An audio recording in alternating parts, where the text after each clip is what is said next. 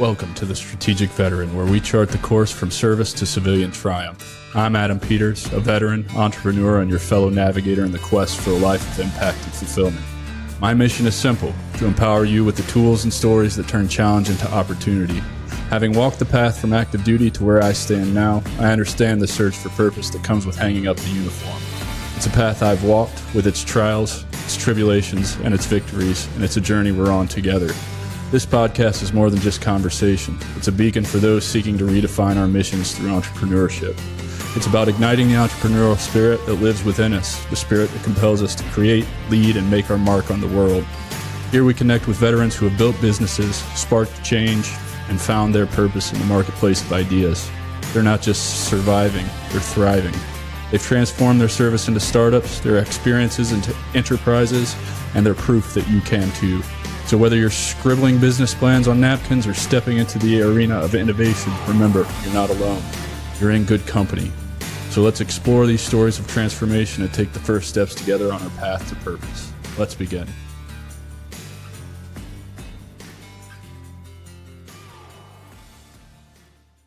What's up, everybody? Welcome back to the Strategic Veteran. I'm your host, Adam Peters, and today we have the honor of speaking with my friend and fellow service member, George Boyd, a retired U.S. Army veteran whose life story is a powerful testament to resilience, leadership, and transformation. George served for 3 years and 3 months in the U.S. Army, achieving the rank at E4, growing up in a lower middle-class family and moving across country twice as a teenager. He's faced significant challenges from an early age. He comes from a family marked by generational trauma and addiction, and yet he always stood out as the black sheep, recognizing dysfunction and striving to be better. His inspiration to join the military was deeply personal. He wanted to connect with his grandfather, an airborne glider infantryman who fought in World War II and Korea.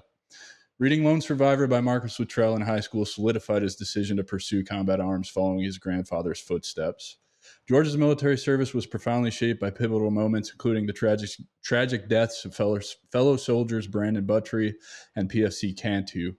These experiences, along with the suicides of others he served with, deeply impacted him and fueled his desire to pay it forward and help others. Transitioning from military to civilian life brought his own set of challenges, as George struggled with a lack of healthy support figures and found himself in an unhealthy environment. However, with the help of a Desert Storm veteran turned preacher and counselor, he learned to feel his emotions again and embarked on a path of healing and self-improvement. Today, George has founded Homefront Healing, a successful private practice. He's also been one of the youngest VFW post commanders in Texas and served as the director of clinical services for rehab for adolescent males. His core values of selfless service, mercy, grace, compassion, duty, and excellence guide him in all his endeavors. Join us as we delve into George's extraordinary story, exploring his military service, transition to civilian life, and ongoing mission to help others heal and thrive. So let's dive in and warmly welcome George Boyd, a true embodiment of what it means to be a strategic veteran. George, brother, it's weird to call you George, first of all. I know. I want to call you Sergeant Peters. Sergeant Peters. No, we don't do that anymore. But I'm grateful that you're here, man. I appreciate you spending some time with me today to do this and put your story out there to other veterans and help them. So welcome to the show, dude. Hey, man. Thanks for having me. That was an awesome intro. Love that. Yeah. Yeah, I feel like that's like we got to do you your justice, man. Cuz everybody's got a unique story. Everybody's got significant things that have impacted their lives, and it's just part of putting kind of the whole picture together. So that being said, dude, let's jump right in and let's talk about early life, where you grew up and what inspired you to join. Yeah, man. So early life, it's cool. I was born here in Fort Worth, Texas. But when I was 6 months old, my parents moved out to Fayetteville, North Carolina, home of Fort Bragg. And so growing up out there, we lived in a municipality about 30 minutes away, out in a rural area. Um, Growing up was cool, man. Out in North Carolina, I loved it. Nice country. Um, and I remember we started going to this church back in 2000, Green Springs Baptist. A lot of service members at that church. Um, and so I even remember, there's a lot of special forces, being that Bragg was an SF community. We had a Green Beret who was like one of our child Sunday school teachers, right? He was real involved with the kiddos. And when 9/11 happened, he was one of the first to go. I mean, like within a couple of months, you know what I mean? And he never came back, and so that kind of, impacted me at a very young age. I was probably like 8 years old, 9 years old. And, kids at school, their parents were service members. You just, when you grow up in a military town, number one, it's weird being not military connected, because everybody always asks that. Um, but, I can remember my mom driving me to doctor's appointments and seeing convoys just going around Fayetteville. And so I don't know, it always kind of impacted me knowing my grandfather had served in the military and I'd never met him. I mean, I was that kid, 8 years old, using pine cone grenades. You know Yeah, what I man. mean? Just Yeah, playing out man. in the front yard. That was my S- jam. Sticks. Yep, you know Yep. it. And so, yeah, man, that happened. And so I think that kind of set the tone. And I can remember, this sounds really crazy, but I remember being like 12 or 13 and being like, man, I hope the war is still on when I'm 18. I hope there's something to go do. So this is 2001. How old were you? Oh God, 8. I was 8. So, fuck, dude. This is really showing my age here because, we're 2 years away from me going on my first deployment, Right. and then you and I were on the same deployment, which was my last deployment, which is crazy to think about, Dude, right? Like, think about the amount of well, time this between first and fourth for me versus you're a 8-year old and I'm getting ready to deploy for the first time. Insane. absolutely. Staff Sergeant Jari Townsend, right? He was the squad leader I kind of revere the highest. He had me under his wing for over 2 years. His date of rank was when I was in like 7th grade or 6th grade. You know? Yeah, that's oh, I love Jari. What a great dude Oh that yeah, was, man. absolutely, man. What a great dude he was. So your grandfather is really a big kind of draw on your service for you, and just was it hearing stories about him? Did you rummage through some of his belongings that maybe were left behind? I know for me, uh, I adored my grandfather. I don't know why. I don't really remember him a lot, and as I've aged and my dad has opened up about like what kind of person my grandfather actually was, I don't know why I was so attached to him. I think because I just my memories of my grandfather are sitting on his lap and playing with his many watches. I think it's why I'm fascinated with watches to this day. But he was also a World War II medic, and so the coolest thing in the world for me was getting to go through his stuff after he passed away. Stuff that my dad has still got put away that he won't let me have until he's gone because it somehow means something to him or whatever. But is that how you kind of were introduced to your grandfather, since you said you never met him? Um, Kind of, sorta, man, and that's that's a large part of the story. Everything I know about my grandfather has been obviously through word of mouth and what other people have said. And the crazy thing is, man, he did 23 and a half years in the Army. He retired as I think it was a CW3. He went infantry to CID. Okay.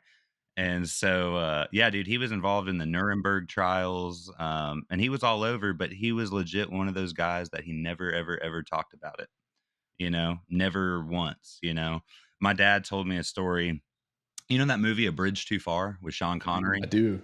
And Yeah. so my dad said one time when he was a teenager, my dad was watching that movie in the living room, and my grandpa walked in and was like, "What the hell is that?"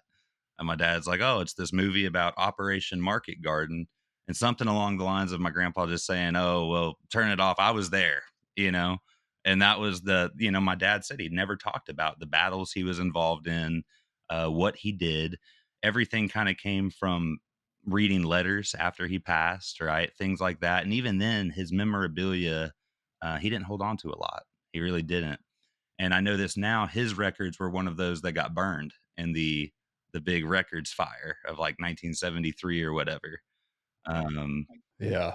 I relate to your grandfather in a lot of ways because what you see behind me is all I have left of my time in the military. That's almost true. I have one ACU uniform that's still put together, and I have my Class A's, my dress blues that are still put together. But other than that, I let everything go, all of it. yeah. No, we had an expeditionary medal that had a blood stain on it. And so I don't know if that was I don't know if that was a pinning or what. Um, Yeah, let your mind wander on that one, huh? right. I know there's blood on it, but no, man, there wasn't a whole lot. And I think because there wasn't a whole lot, I kind of wanted to have a shared experience, I For guess. sure. So, I'm actually named after my grandfather. So I'm actually George Boyd the Uh, fourth, and he was junior. Okay. So that's part of it also, of like kind of growing up with somebody else's name, being like, man, I want to honor them and honor their story, right? So you just from birth, just having the name is probably just some kind of like connectedness and just calling for you to go do this, right? Like, and then you talk about in high school you read Lone Survivor as a big key influence for you joining. And I'm curious, I read that book while I was on a deployment. It's one of my favorite books ever. That story is incredible. I'm sure most people listening to this already know that story, but why the Army infantry and not the Navy SEALs after reading that book? Well, man, every kid wants to be a Navy SEAL, right? So I didn't. Believe it or not, I didn't. do you remember that old PS2 game, SOCOM US Navy SEALs? No, I'm not a big video game player. You're good, man. So I was like, it came out when I was like 8, maybe even 7. But man, when I was a kid, that PS2 was my jam. And so I loved these games, and they were actually somewhat sponsored by SOCOM. Okay. Like they worked with Navy SEALs and military correspondents to make the game authentic, which for a PlayStation 2 game back in the day with polygon graphics, that was cool. The involvement that they had, right? So I played that a lot growing up, and I was fast. I knew what Navy SEALs were when I was 8 years old, you know. Um, but as a teenager, I think I got realistic, and I was like, yeah, no, I don't think SEALs are for me. 2 years, 3 years of training, I'm good, right? Um, why Army infantry? Again, my grandfather's story, and he was 82nd Airborne in World War II in the European theater. um, I don't know, man. Growing up at Bragg, 82nd infantry was just always fascinating to me, right? Um, truthfully, man, when it came time to go to the recruiter's office, I was a toss up between 13 Fox, which was Fister, and 11 X-ray. And man, I was like, oh, that 13 Fox though, that interests me. And I'm glad. I think I made the right choice. I'm not a numbers guy. Yeah, I was gonna. I bet you're glad that you didn't go 13 Fox. That's awesome, man. So talk to us about you go through basic training, and you were just telling me the story offline, but I think it's an important story to kind of paint a picture of how shitty the Army can be sometimes. So you get through basic training, and you end up at Fort Lewis, Washington, or JBLM for those. I still call it Fort Lewis. I don't know I what call you it call it, Lewis. but Yeah, Fort Lewis. yeah, there you go. So what was that like for you? And kind of you didn't. I mean, you got there, and then yeah, you just tell the story. It's going to be way better. No, it was, I got there at a very weird time. So I got to Fort Lewis. I want to say it was like June, golly, like 12th or something. I don't know. It was like, early June 2012. Um, right away, I got assigned to 4th Striker Brigade combat team and 4-9 infantry. I was the Manchus. Um, and so, when I got there, I remember the base was, talking, "Hey, 3rd Brigade is deployed. They are in Afghanistan, and 4th Brigade's gonna be ripping with them." That was like in reception, we got told that, all right? So I'm like, "Okay." I get over there to the Manchus, and it's funny too, man. I get assigned to a freaking tanker platoon, okay, to the MGS platoon, and I'm like, "What the hell? Why am I here?" And they're like, "We need a driver." They're like, and dude, other guys, man, I was a youngster, man. I had just turned 19. I turned 19 the week I graduated basic, right? And I was salty, dude. I was really salty. I'm like, man, all this hype and talk, busting your butt to be an infantryman, and oh, you're gonna be a tanker driver, bitch. You know? Right. Yeah. And for those that are listening, tankers and infantry guys, they don't get along. No, and dude, they loved it, bro. Oh, they loved having a little, cherry infantryman. Boyd, why is the sky blue? And I would bite, dude. I'd bite. I'd be like, because God loves the infantry. Do push-ups, and we would turn it into a game, dude. I'm sitting there getting smoked. All you got to say, Boyd, is tankers are better, And I'm like, nope, ain't saying it. Yeah, man. So what's going through your head when I mean, obviously you're pissed because you're going to be an MGS driver, and that's not how it pans out, huh? No, that is not how it pans out. I was salty, man, and that's what's kind of funny, as I told you a little bit already. But as I'm starting to accept my spot, like, okay, this is what it is. It's probably not going to be forever, but you're going to be driving an MGS, right? Um, I go home on pre-deployment leave.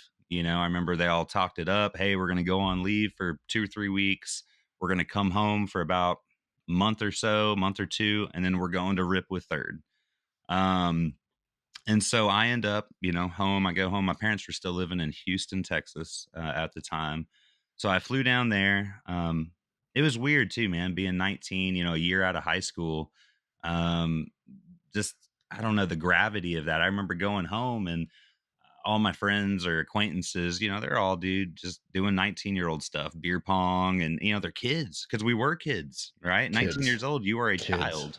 Yep. And so, dude, I remember, little house parties just like I had when I was in high school. I'm like, man, it's like almost nothing changed except everything changed, right? And so driving down to Galveston, I remember I was going to go to Galveston with a friend that day. Um, and basically, when we're halfway down there, it was about an hour and a half drive. Platoon sergeant rings. I get a phone call, and he says to me too. He goes, "Boyd, are you sitting down right now?" And I was like, "Yeah, I'm in a car." He goes, "Look, man, I've been in the Army 15 years, and I have never ever seen this. But you came down on orders to go to Third Brigade to be a replacement." And I was like, "What?" I was like, "I thought we're ripping with third." He goes, "I know, man. We're gonna be over there in like 3 or 4 months, but it is what it is, Boyd. You got to fly back tomorrow." And they said if you don't fly back, that you'll get, missing movement, right? And I was like, "Well, crap. Okay, I was shocked, man. I remember that, like, just like numb, almost like disbelief might be a good word for it, you know. And knowing what I know now, I had a lot of guys that were like, "Bro, you could have fought that. You were already signed out on leave, this, that, and the other." I was a kid, man. I was like, "All right, let's do it." Yeah, you don't know anything. You're just doing what the platoon sergeant tells you to do, right? Like Exactly. And I'd been in the army. 5 Oh my minutes. god, all 5 months, really? Yeah, which is 5 minutes. Yeah. I'm like, what is this? So I ended up going home. I told my parents, and it was heavy because I was supposed to still be home for like a week and a half. I had been home a few days. And I remember my mom helped me get on the phone with the airline and get like a new airline ticket moved around and the whole orders thing and this, that, and the other. So we got it taken care of, man. And I flew back, and it sucks. So this is where me and Brian Norris, I don't know if you remember him. I remember Norris, redhead kid, right? So me and Brian Norris, man, to this day, I mean, that's still who I consider my best friend. We'll go 6 months without talking, and I'll drive up there, and it's like we pick up like we never left off. You know, um, is it okay if I go back a little bit? Absolutely, dude. Yeah, tell your story, man. So I get to Fort Lewis, Washington at reception, right? And you remember where that was, right? Over there, kind of by our brigade. And so I'm sitting there again. I'm 19. And I had seen Norris, like he got there a day or two before me, right? We never knew each other. And basically, fast forward, it's nighttime. I'm walking down the hallway, and there is this redneck from Fayetteville, Arkansas, right? In the mountains, passed out in the hallway. Okay. Like just like slumped over. And here comes and I'm like, oh, I don't know who that is, not my business. And here comes the CQ NCO. Boy, do you know who this is? I said, I think his name's Norris, Sergeant, I met him briefly. So no, I said I think his name is Norris. I met him briefly the other day, um, and he said, "Well, Boyd, he's your responsibility now." And I said, "What?" And he said, "This is your responsibility now. You need to take care of him and get him to bed. And if you don't, you're going to be answering for it." And I was like, "What the fuck? Like this is just reception." Yeah, welcome to the army. Right, dude. And so I'm like picking this dude up. I'm like, Norris, Norris, wake up. And he's out, man. He's out like a light. And so I pick him up, dude, and like drag him down the hallway and get him in his rack. And that was it. That was the start of this friendship, right? He actually It's usually how they go in the army too. It's always something stupid like that. Somebody passed out somewhere or somebody fighting somebody somewhere. Fuck, you're sometimes you're even fighting each other. Well, oh, we'll get to that. But no, man. So he gets assigned to, oh God, was it 187 maybe? I don't know. It was one of those battalions over on 4th Brigade too. And so, we parted ways. He went to a different battalion. I went to a different battalion. Fast forward, get called off of leave, right? I remember even telling him, I don't have a car. How am I supposed to get to battalion? Well, you better start walking. Takes about 45 minutes, walk around the airfield, you know? And so literally, dude, I was like, shit. Like I had to start that walk to work around the airfield, super early. I'm sitting there thinking this sucks. And then I hear a guy, hey, hey. And I turn around and, about 100 yards behind me on the sidewalk is freaking Norris. And I said, hey, man, it had been 2 or 3 months at this point. And what are you doing? Well, I'm walking over to 3rd Brigade. I got some bullshit, got called on some orders. I said, me too, and Shit. It happened to Norris too. Damn. yeah, yeah, yeah, yeah. Yep, happened to Norris too, man. And there was a couple other guys like Private Miller and Seco, Private Vicente and Bico. I went to basic with Vicente. There was a handful of us that got called from 4th Brigade to go over. It's because we were hurting over there, man. It was rough, particularly before. I mean, because if this is June, right? You said it was June. You're getting these orders. Orders were early August. Early August, the orders got cut. Okay, so we had. I mean, early August, we had just put the balloon up, so it was rough before the balloon went up.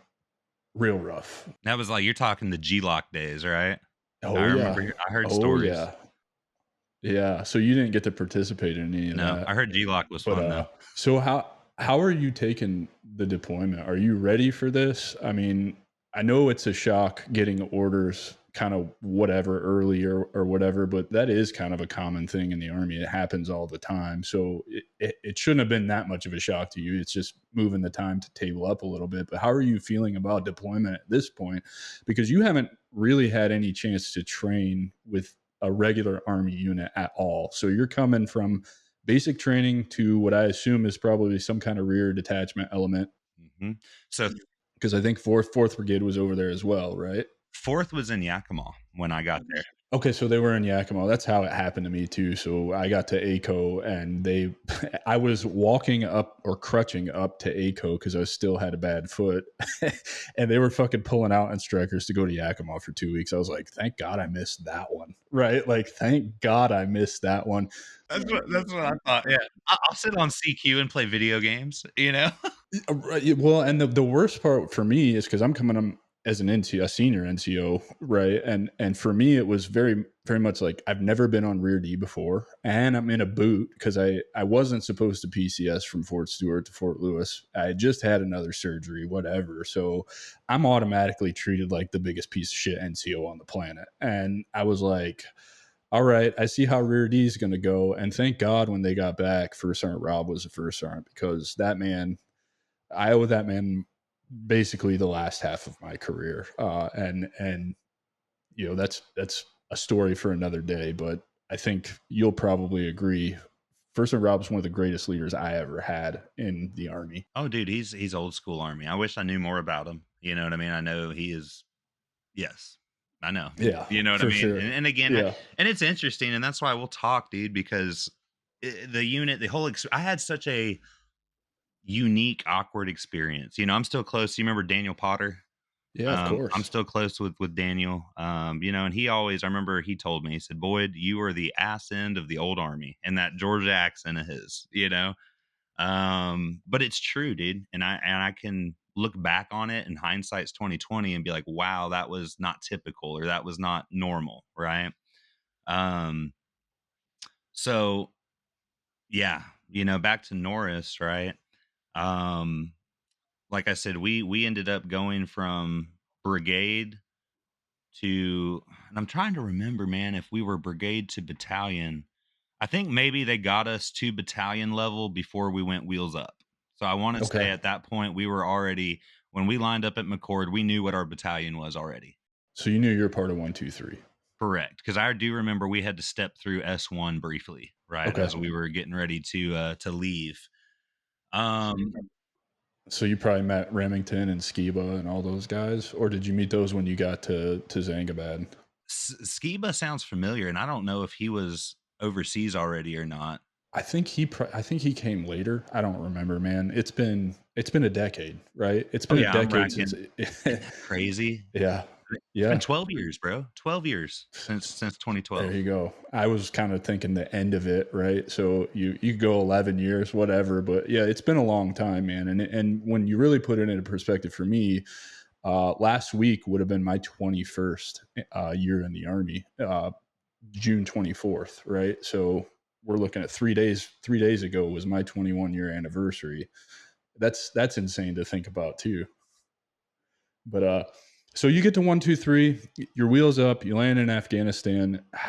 What had you heard about that deployment? Because I talk about it not super often on this show, but for me, having 4 deployments, I did 3 to Iraq. This was my first to Afghanistan. This deployment, in terms of everything that I had to deal with, for me, was far and away the worst deployment I ever did. It often overshadows everything from the other 3 deployments. I'm not saying that I didn't see or experience things that were traumatizing or whatever in the other deployments. It's just this one, due to what I was doing as the TOC NCOIC, because I was hurt. However, we could talk about that later or whatever. I was really good at that fucking job. You know, becoming the quote unquote fobbit and being a little bit pissed off about it, but also understanding that I had volunteered to get myself into this deployment. When you're a TOC NCOIC, I was basically in charge of everybody on the COP. Like First Sergeant gave me a ridiculous amount of power to do a ridiculous amount of things. And all of the stuff that happened, I felt like was my responsibility.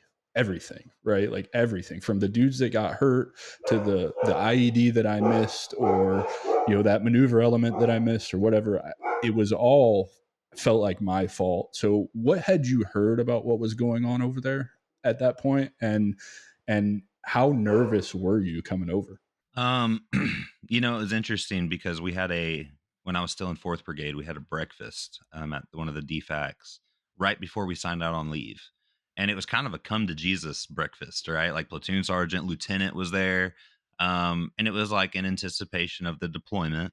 And they were just talking, man. And our old platoon sergeant, he ended up being the cop mayor for 4th Brigade once they took over at Mushan. Can't remember his name, can remember his face.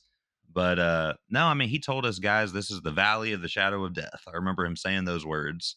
And he said, we're anticipating casualties. He was like, this is going to be a rough deployment. People are going to get hurt. People are going to get killed. Um, no, no. And so, being a 19-year-old, I'm like, is this real life right now? You know what I mean? Like, is this my first deployment right out of basic is about to be this crazy, crazy thing?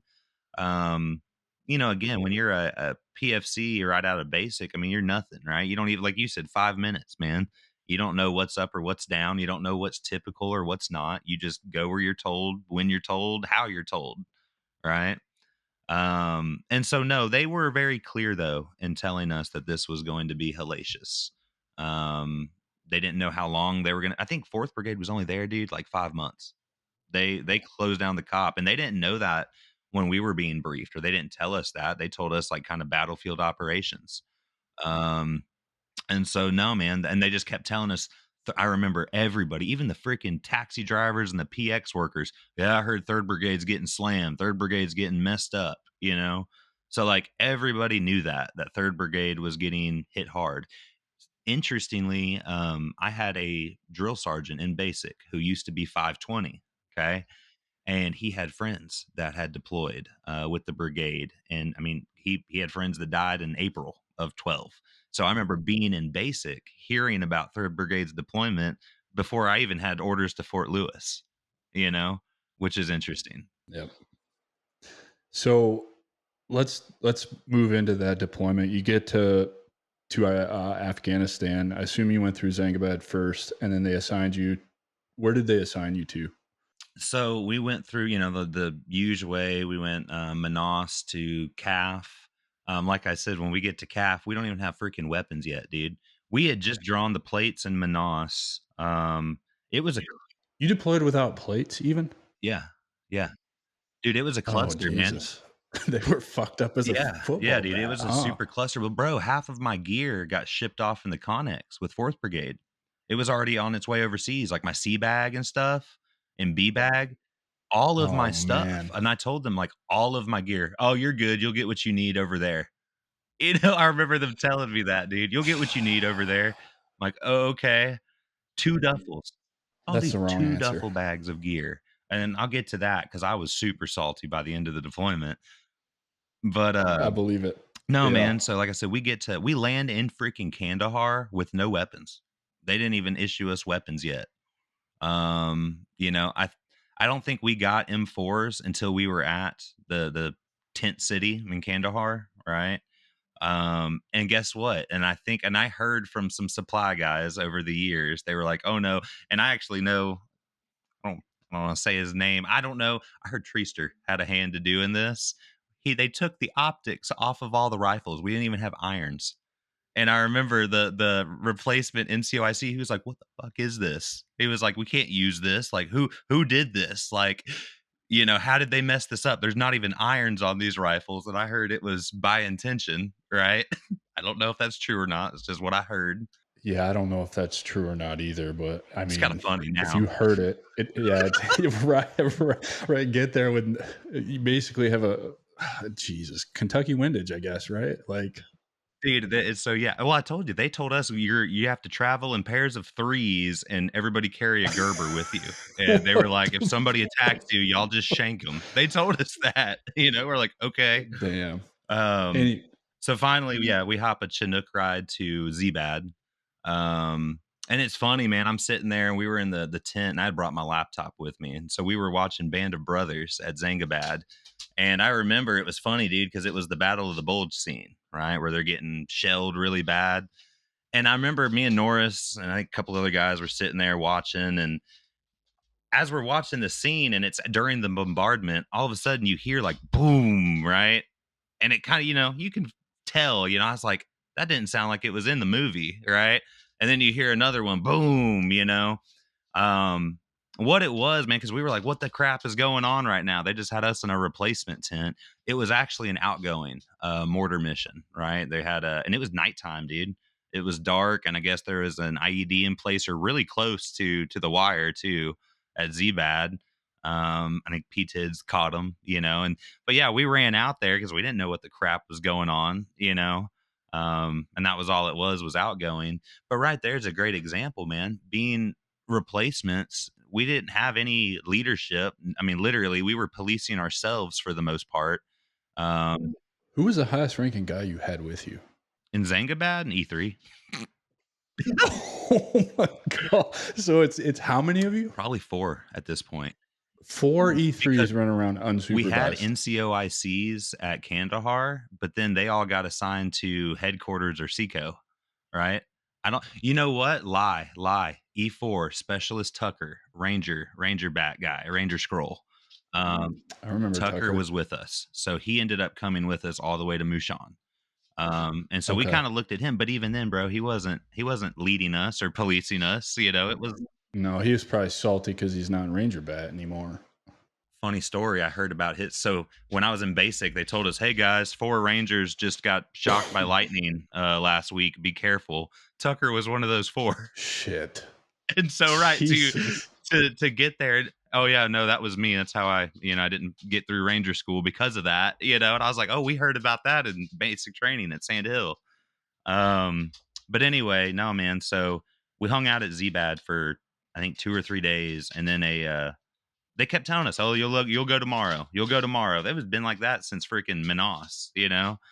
And so finally, a striker convoy rolled through, and I remember Tucker said something. He said, "Man, with our luck, we're gonna hit something on the way to the cop," you know. And so they loaded us up. Little Sergeant Miller was on that run. And so yeah, man, they came and scooped us up, and they almost forgot about us too. And we're like, "Hey, is that the convoy going to Mushan?" And they're like, "Yep, load up." And so we just hopped in, dude, and rolled down to good old Mushan. And then when we And how was your so Zangabad was completely built Mhm. up, right? Like it was far and away probably 100 times better Oh than yeah, that's a Mushan, I would fortress. say. You know what I mean? It, what were you thinking when you got to Mushan? You're like, oh shit. Well, yeah. Well, I had heard, and I'll tell you, man, I had heard stories from Kandahar. Guys ran in when we were at the boardwalk. Guys ran into guys they knew, right? Um, I remember a guy that was at. He's either maybe he was it Telecon Bico? Yeah, it was Mushan, Talakan, and then Zangabad, right? We're headquarters in Charlie. We're at Zangabad. Bravo was at Talakan, right up the road. Well, not right up the road, but and then we were all the way out there in the Horn by ourselves. Yeah.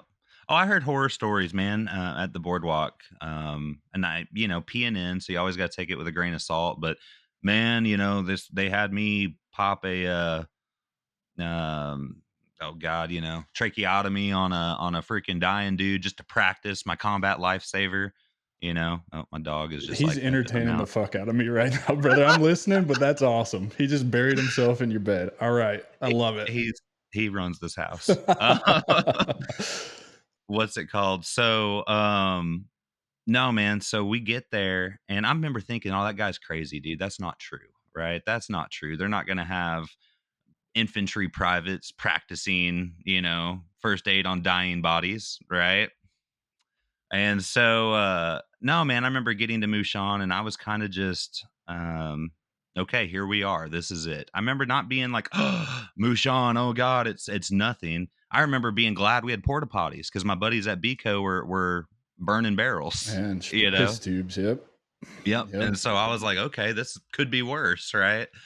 Um, we get Well, and when you got there, so you this is already after Navarro and Barrera and guess what day it was that we rolled up to what Mushan? day? 9/11. I remember that Damn. because and it took us we left freaking Lewis, man, like, 3rd week of August, I think. That's how long it took us to get to Mushan. So you're coming into just a really somber energy because we had been beat up from March to September, right? Like the deployment is winding down for us because that's been a 9 month deployment, and we had got the PGIS at the end of July, about 3 weeks after Navarro, where I was actually blamed for all of that, and that's neither here nor there. We could talk about that another time offline, but it was rough, man. And we had gone to work. I had gone to work doing a lot after the balloon went up, and we had finally, right around when you're rolling up, got everything in check. I mean, like I was shit hot with fire missions and really just killing dudes, lots of dudes, killing dudes. So I can imagine, what that energy's like for you. But there were several experiences that influenced you on that deployment. And the first one was the first one Buttrey or was the first one Cantu? Oh, Cantu was after, man. Cantu, and Okay, so Cantu was after. yeah, Cantu died in Garrison like a year and a half later. Okay, And I'll tell you the first thing what it was because when we got there, they did the little private draft. Me, Norris, Lundigan, and Daniker wound up in first platoon. I took Nick Jordan's spot, and first platoon had just gotten their last contact outside the wire. I think they said 2 days before we was got there. Petey still the platoon sergeant at that point, or had he gone home already? No, he was still. Are we talking about Russell? Okay, okay, Yeah, yeah, yeah, Petey, yeah, dude. yeah, He was it's he my was buddy, still there man. for about a week or 2, I think, when we first got there. He Okay, picked us. He was part of the draft, but he was on his way okay, out already because and that idiot that hurt a lot of people, you know what I mean? He was yeah, that's another story. I always yeah. feel for Russell, man. I think about him often, actually. I get to see him here in a couple weeks. I'm going to spend a week with him in Salt Lake. Yep, tell So him I said hello. he and I have a pact, man. Neither one of us is allowed to do anything stupid till we're There you go. 75. I always looked up to him, man, Because because I don't know why, because he didn't have a lot of influence on my service, right? He had maybe he picked me, I don't know, and that was it, well, you don't know the same Russell that I know. He's very much a mentor to right? me. He was a solid leader, and I don't know, he just exemplified so much of what I wanted to be in the Army, and I think that radiates off of him. I think even you'll agree with just the short amount of time you spent He around was a him, leader. you just yeah, absolutely. The commanded a presence, and he's not a big dude. He's at all. I think he weighs like He's 145 half pounds my now. He's size. like maybe 5'5" or 5'6", but endless amounts of energy. He would roll with me and Mike, what's Big Führer. Mike, you know, and Yeah. yeah, Führer, and he would roll with Ramos, and he would just outlast everybody. His energy was just through the freaking roof. But yeah, man, I love that man a lot, and he's helped me a lot in my post service and transition and all of that. So what did you experience on that deployment? You going out of the wire? Were you doing the Valen thing? So I wasn't Valen. I was a saw gunner. Okay. But I will tell you, because, our first week, I think it's when they're trying to tell, hey, are the new guys idiots or not? Are they, are they going to get themselves and other people killed? They're kind of feeling you out, right? Giving you classes and trainings. Uh, Well, particularly because we knew you guys had come straight from basic to a rear detach, not like the whole scenario, but we knew you hadn't had any training, and plus, not a whole lot of training you could do for what's going on at Mushan. Like it's fucked, man. It was, and I've got tons of combat experience at this point, but this is unlike anything I'd ever seen. right. And so, no, I remember them giving, I think it was 3 days of classes before we went on our first patrol. And our last day, man, it was the medic class. Okay. Probably been on Mushan a couple of days at this point. And I remember me and Norris. I don't know where the other replacements were. Maybe I don't know if they were doing something else, but I remember me and Norris were there for sure. And Doc Reds, right? Doc Reds, and I think Templeton was in the aid station, and they're giving us this class, man. And then like wee wee wee, whatever how their systems work, the radios kicked on. They went over, and it was a real world thing. Second platoon had been on patrol, and those two guys, bomb had gone off on them. I guess while they were burying the IED or something or another, right? Two nationals got hit, and so they told us, "Hey guys, they're bringing in two guys. This is the real deal. Y'all can stay and be involved if you want." And somebody said something along, I don't know. They just said you can be involved, and do stuff. And we were like, "No, no, we're good." You know what I mean? And they're like, "Okay." And I was like, "Do we have to stay?" And they're like, "No, you don't have to stay." And I was like, "All right." And I was like, "Norris, do you want to go?" And he's like, "Yeah, I want to go." So we stepped out on the porch, man. Pulled out a cigarette, and we sparked up, and I remember we were sitting there smoking when second platoon came into Mushan, hot to trot. And I remember just because I hadn't been outside the wire yet, so these guys are covered in moon dust, right? They're sweaty. They're running two nationals in on stretchers. And I remember, dude, and this was just my perspective, right? I'm sitting there at the porch of the aid station. The first gentleman that went in, he was, a military age male. His eyes were closed, right? And I remember he was just peppered up, and I remember that was like my first time ever seeing, being wounded, right? With what a war injury looks like, right? And so he was out though already. I don't know if he had a pulse or whatnot. But what jacked me up, man, was the second one. It was a younger kid, right? Or he was a teenager of sorts. And he was still conscious. I remember his eyes were still open. And I remember he had a piece of shrapnel just like sticking out of his chest, and I remember just seeing the blood trail. And I remember as I'm sitting there smoking, I locked eyes with him, and just locked eyes with him. And I remember thinking about my little brother who was like 13 or 14 at the time, right? And I don't know, dude. It was just game on from there. Like, It's like your first brush with mortality and what war really is, and yeah, I relate, man, 100%. it set the tempo for the rest of my time there, that like Because that wasn't going to be the last time that some nationals were going to be brought in. I mean, I thinking back to one, I thought you were going to tell the story of the one where Bonds and I were switching places with the dude who blew his legs and his nutsack off, and we're doing CPR on him, and it's like, why are we actually doing CPR on him? Because he's dead essentially. But yeah, man, yeah, that's not the first. Well, that's the first time for you, but not the last time you're going to see some shit like that. no. But and right away, right off the rip, it set the tempo. And then, you know, and of course, man, the good old replacement treatment, which, you know, that's a tale as old as time, dude. You know, Band of Brothers, you know, they had an episode replacements, right? Other guys, they just took it, right? Other guys were like, Boyd, it is what it is. I had a hard time accepting that because I said, bullshit. We put up with the hazing. I went through all the bullshit already at 4th Brigade. I'm not putting up with it again. I'm not being treated like, you know, the shit on the bottom of my shoe. And I know it's kind of petty, but I'd be the first when people are like, oh, yeah, Boyd came straight from basic. No, man, I did 3 months at 4th Brigade. You know, just like stop saying that I'm just some, but you know how it is, man. And I had a weird experience, dude, because, you know, first platoon, they were, I don't know, dude. They were odd, you know, at times. I'm thinking more of junior enlisted, right?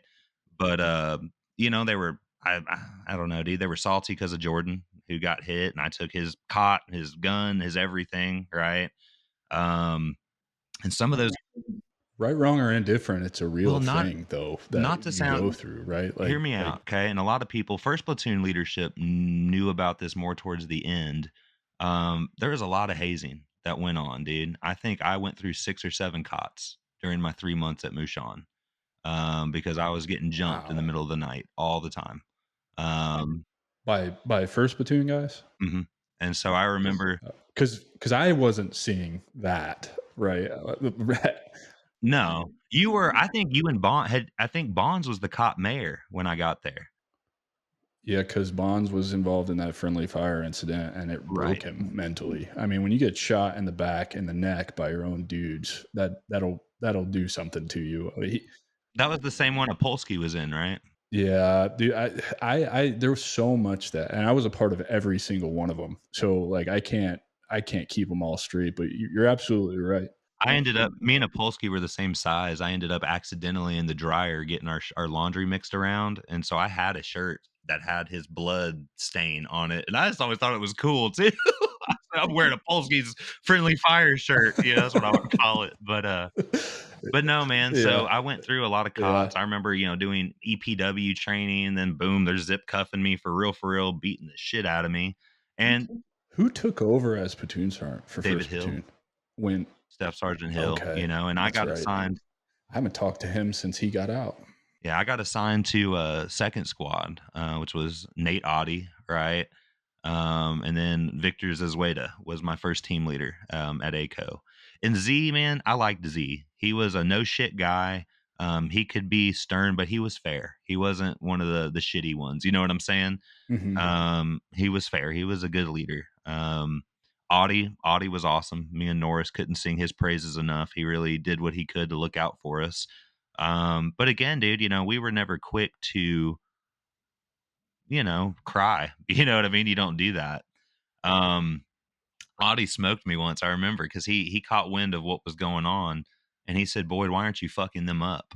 And I said, well, Sergeant, I'm just not trying to rock the boat too much, right? He said, why not? And I said, well, I just, you know, I don't want to cause conflict. Oh boy, that triggered him. He smoked the shit out of me. He said, I don't want a pussy in my squad. He said, I want you to start conflict and I want you to finish conflict. Like he just, I don't know. That was his thing. I was like, He was giving you permission at that point. yeah, dude, and he smoked me. And so I remember, man. But you know what these little snakes were doing, dude? For example, dude, I'll air his name out. I don't care. He's a snake. Rao, you know, Jeremy Rao. Dude, he got on top of me one day, and I remember, man, I'm sitting there, and that was the first time I was like, I'm not putting up with this, man. He was like straddling me, bop, bop, got him in the face like 2 or 3 times, and he just smiled. He said, "Ooh, I can't wait to go tell the sergeants you just assaulted me." You know, and he went, dude, and that's, well, Sergeant, no, he was, oh, didn't matter, you know, didn't matter, dude. I was getting smoked, you know, just right. Didn't matter what I did. If I breathed, I was getting smoked, you know. Didn't he end up getting his back though? Him and somebody else didn't first sergeant take care of that one night for a long, long time, or was that before you got there? I might have been before, dude. I don't know. Not that I See, like know I of. said, there was a bunch of shit that happened on that Oh, I heard deployment. about Anyway, Rod's punishment for that one, falling asleep on yeah, guard. that's the one. Yeah. Well, and then he tried to fight with some NCOs. He put hands on NCOs that when they came to correct him, and uh, First Sergeant Rob got involved. In fact, I was told explicitly to go wake up First Sergeant Rob if he did not cooperate. And I was like, I'm not really a snitch, but like this dude absolutely deserves what's coming his way. Well, when you're in a war zone, man, I mean, that's a real thing. I mean, back in the day, 200 years ago, you fell asleep on duty, they might just shoot you. You know what I One, mean? And as you that's the would find truth. out later, I mean, it's important to be paying attention on guard duty because we had the death blossom on Yes, Halloween, we did. right? Like some shit fucking went down, and I largely think it could have been avoided had somebody not been sleeping in whatever tower kicked all of that off, right? Mhm. Oh, and that day's a cluster. That day lives in my memory often. I don't like Halloween. For real, I don't like Halloween. You could ask my wife, which sucks because my wife loves Halloween. I hate Halloween. But, but no, man, so that was the interesting thing was right off the get-go, and I think about this often, dude. I wasn't just fighting the enemy outside the wire. You know what I mean? It was it was rough, dude, and I mean, I'm not even trying to sound like a pussy. There were times I feared for my safety, like, in that tent. Now, what made the difference, man, was Norris slept right next to me, right? Norris was in our squad. He slept next to me. I knew he had my back. I had his back. And then Zizweda ended up telling me there was an informant in that tent who I know who it is now because me and him are good friends, Cameron Morris, who, he kind of kept things on the rails. He let the sergeants know when it was getting crazy, and I think there was talkings too that I didn't know about. You know what I mean? And so there was a point where it kind of chilled out.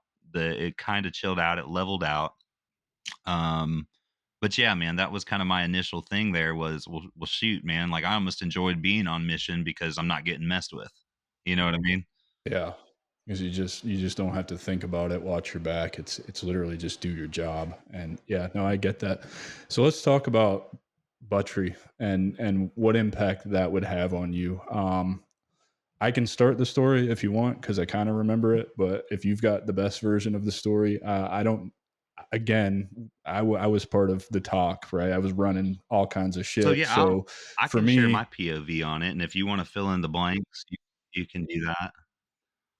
Buttrey, I met for briefly like a day, because he was the chalk right before ours, about a week or two prior. So I think when we got there, like my first day, as a replacement, because it took about a week to get us wheels up, right?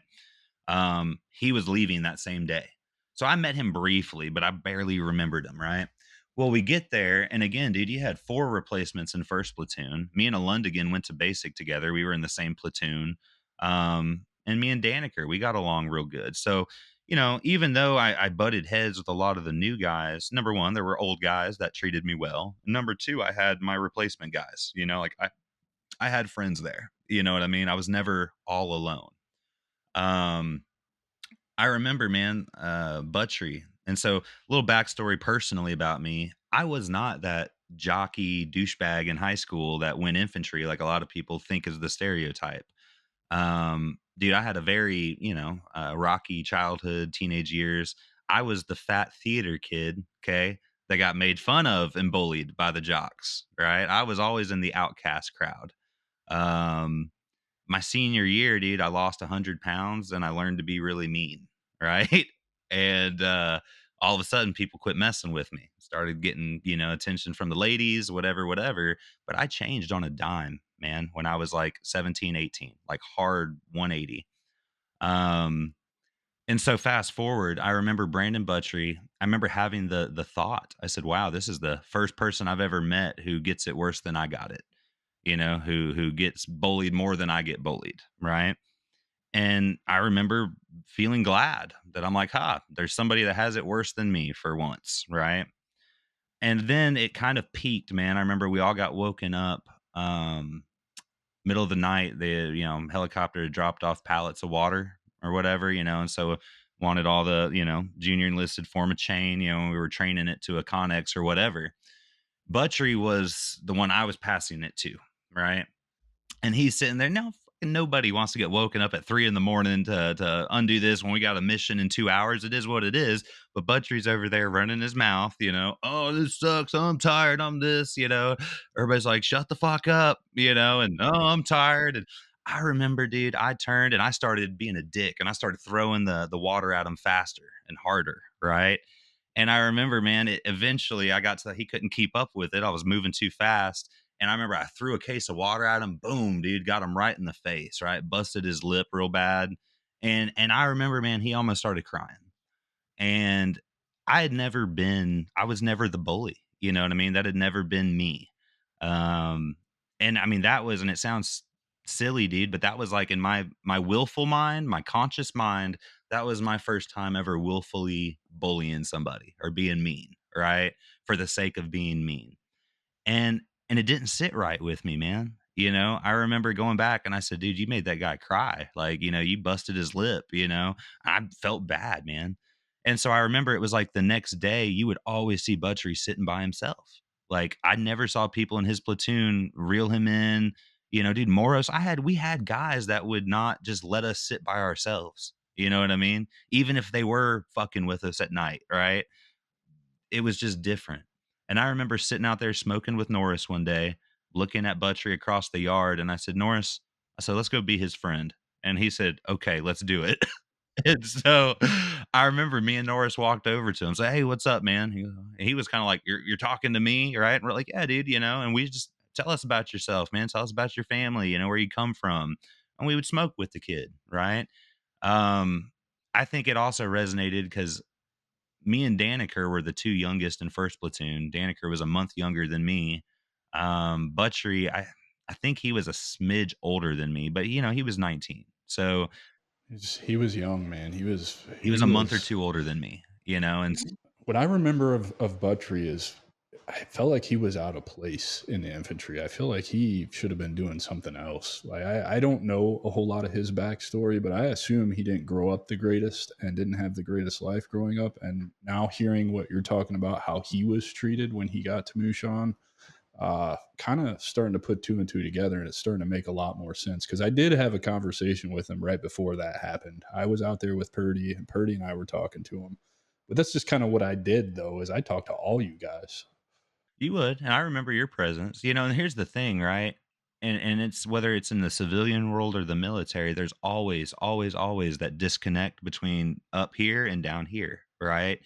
And, you know, it's not good in civilian businesses, right? But for example, you go to a fucking war zone and it's the military and there's that disconnect and people die, right? And it happens, right? It's not anybody's fault, especially when somebody goes that route. But it's just it is what it is. Now let me tell you, man, do you remember all the graffiti on the towers? No, dude. So that's I didn't have to ever go to the towers, but I was also very much running. Dirty Duck, Butchery sucks dick, Dirty Duck, Ashy Larry, and it was all Butchery. There was graffiti in almost every tower about that kid. Um, you know, and they would make fun of his duck lips or whatever, you know, racial slurs. There was graffiti in every fucking tower about him. And uh-huh.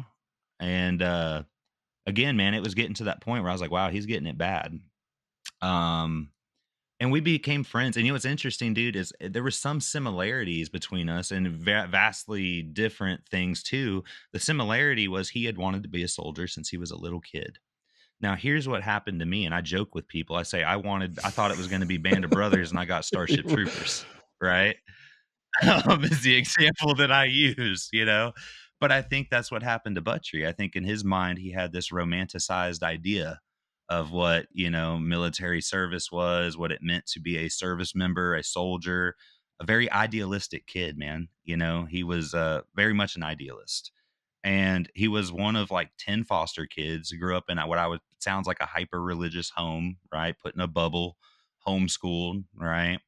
And I think just like me and many other folks, he got out of Dodge as quick as he could, right? He wanted to kind of start life. And he was very proud, man. He was proud to be a service member. And much like me, where I was like, this is what the fuck, right? You know, but he went a different direction with it. I got angry. I got cold, right? I got bitter. He went a different direction, right? And you know, man, it was interesting because, like I said, we would talk often, me and him. I became his friend probably the last month of his life. Um, you know, and to fast forward a little bit, and here's just my spotty bits, right? I'm gonna tell you right now, dude, and I know everybody this is a sore subject. What he did with Ramos's watch, I that don't was a know cry for that help. story. What Okay. did he That was do? so he stole Ramos's watch, which had Ramos's wedding band on it. And it came out and they made an announcement, hey, it's got his wedding band, whoever took it, just give it back, amnesty, leave it here, nobody will know who it was. Butcher goes, I took it, I did, Private Butchery, I took it, I have his watch, here it is, I'm sorry. And they said, well, you know what, we're stripping you down to E1 when you get back from Afghanistan, you're going to be on extra duty. I mean, they threw the book at him and nobody caught it for what it was. And I'm not making excuses for him, but I'm like, no, dude, that was a cry for help. I think he was trying to get kicked Do out of you the see it army, as a cry maybe. for help You know what I mean? in hindsight now, or did you see it as a cry for help in the moment? Because I I didn't know that happened, right? But there were, looking back on the whole Buttery situation, I personally, with the few interactions I had with him, can see several different points where he needed more help than any of us on that cop were capable of giving him. I do believe that, with every fiber of my being. I don't think that any of us were equipped to help Brandon Buttery with what he needed in that No, moment. and if anything, man, and I don't know, dude. I'm not at that. I never made NCO. I never was at the command level. I think he should have been one that somebody flagged and probably should have went to ZBAD to where behavioral health was. And um, it just and it's sad, man, because you talk about failure to adapt. I would say Buttrey had a failure to conform. You know what I mean? Where he just, like I said, I even as much as it was rough, we fit in. Buttrey just, and I don't know, man. Again, this was all outsider. I wasn't in third platoon. I don't know conversations in their tent. Right? Buttrey was an odd guy.